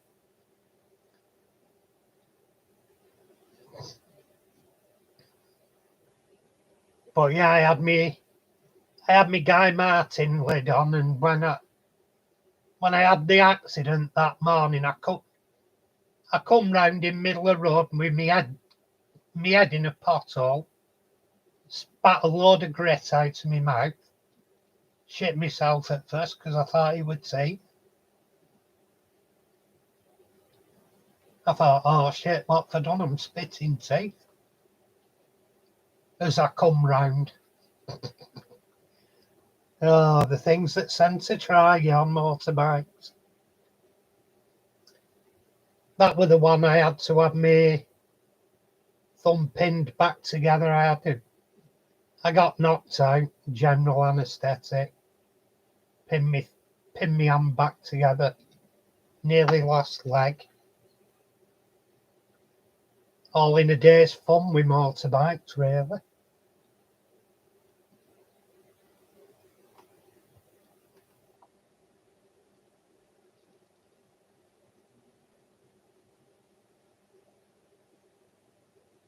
It'd be very interesting.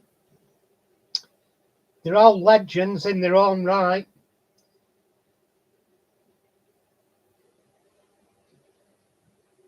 You're missing me. Yeah, you missed me legend out. Hunt has to be in there. Because on his day, he was a damn good driver. Hunt. If he didn't crash on first corner, he were in with a child.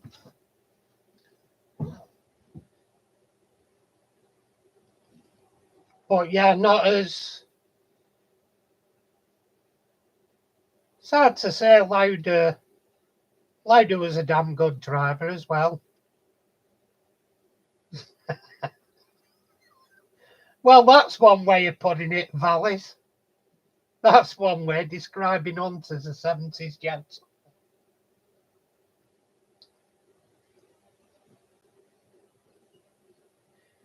What was his actual so-on patch was Sex Breakfast the Champions, weren't it? Started the morning with beer or whatever and a cigarette. He was the one, James. Brilliant. Such a sad end for the guy. And yet him, he rated the best car he ever drove, the most fun car, was his little Austin A35. Out of all the cars he drove. But you know, I like that guy's attitude, James Hunt. He actually used to breed budgies, and he did quite well at it. And he turned round to his mate. He watched Formula One on telly or whatever, and he turned round to his mate and he said, "I'm going to have a go at that, and I'm going to win." That were his words to his mate. Ended up world champion. How can you credit that?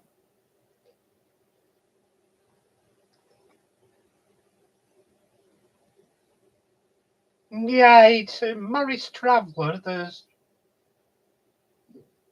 I can see the fun in them. I had a minor saloon. I can see the fun in them, but the wood always put me off after I saw one that was arse-ended by a truck. Mostly matchwood left, and I didn't see who was in it, but I'm presuming he'd been carted off to hospital because there weren't a lot left of the car. It had been absolutely shattered by the truck.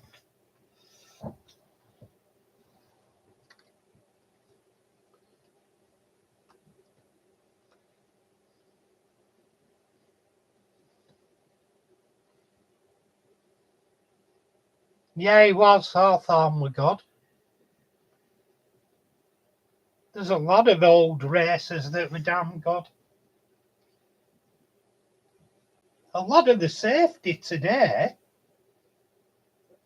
is thanks to Jackie Stewart. Because it were really bad at one time with barriers and everything. And he formed a sort of union, Jackie Stewart, and they refused to drive until they started making it more safe. It was a 1-1 track that were particularly bad, and there were one barrier that were really bad, and he said if they hit it, it'd kill whoever hit it, and they refused to drive till it was repaired and sorted.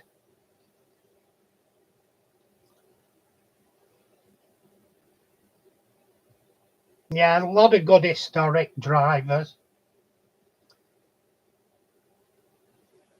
But I mean, I'd love to see Fangio, yeah.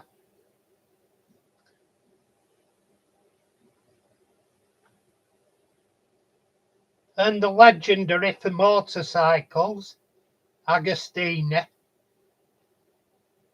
He had an high speed crash once, Agostini, and he just stood at the side of the track, pulled out his cigarettes and lit one, and started smoking without a single shake on it. Not a single twitch or shake. He just started having a ciggy after an high speed crash. But yeah, legendary names. I mean, Lewis is legendary now. And I don't think his records will be broken, but to be honest, he's not. I think if you put him in the older cars, he wouldn't have been as good as he was. Put him up, I think he's well below Senna's abilities. If you watch Senna, at times he was throwing that car and switching it about that much. Senna, it looked like he'd driven through barriers to get round corner.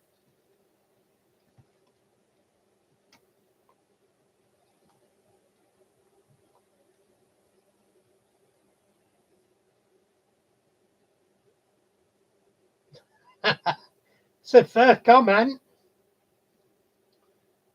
Just got back from war where he was shot. where they were shooting. Yeah, comment. Fair.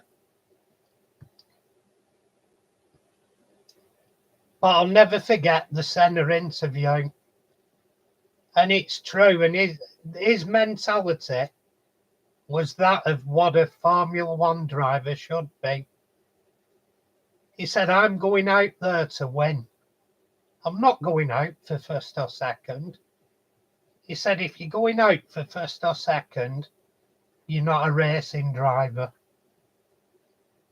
He said, you're here to win. Never mind all that. It's not the winning, it's the taking part. It's good sportsmanship, but it's not a winner's mentality. You can have that I can't dispute it. You can have that mentality Senna had and still be a gentleman about it. But needless to say, you still have to have that mentality.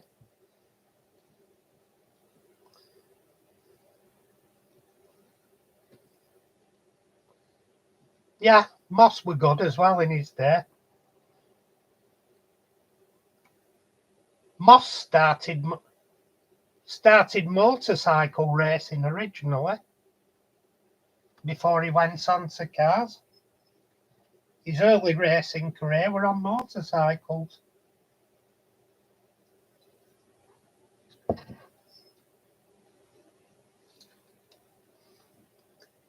As was, what were it, Murray Walker. He used to be a racing driver as well. And he started racing motorcycles originally. But yeah, Murray Walker served his time racing. Anyway, we've done 2 hours and 22 minutes now.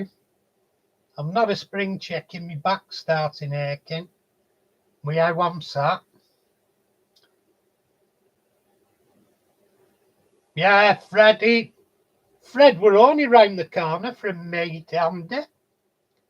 Stopped outside his house many a time.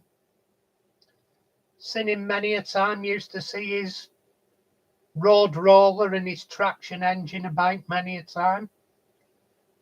The garage up the road from me, whoever owns his old Land Rovers, they still do the servicing on him for the new owner. I saw him at a steam rally last week. His Land Rover Lightweight in Holland's Pine livery. And his normal Land Rover Series, I think it's a Series 3. They're still doing the steam rallies. I've not spotted his traction engine or his road roller yet. Yeah, that's it. Voice are going fast.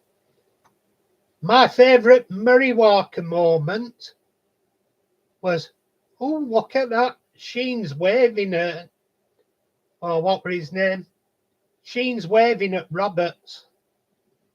Yeah, he wasn't waving. He was cheeky. He were giving the V sign.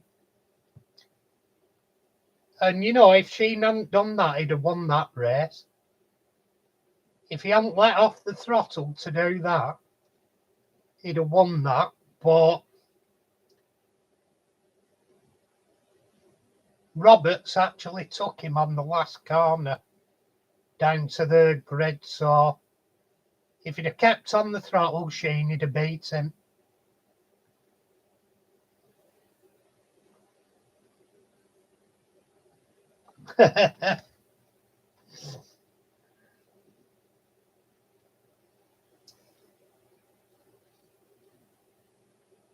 Anyway, I'm going to be leaving you now, gents. As ever, it's been a terrific night. Really enjoyed catch up, but I have to get a shower for working morning. Aye, silly Scooby. Silly, that's such a northern thing. Yeah, I've got to get a shower because I stink. get ready for morning. Whatever shit we're up to tomorrow. You're welcome. Been a lovely evening again, Valleys. Been absolutely excellent. Like I arrange them for some weeks I might not be on because of work commitments. Some weeks I'm still in work at 8:30. So, and by the time I get in, I'm shattered after 13 hours. So I'm not going to be asked coming on and chatting for another 2-3 hours. Yeah, all best to you, Andy. Great job. Great. Catch you all on next one, I think. And tatty pie, everybody. Tatty pie. Bye. Bye.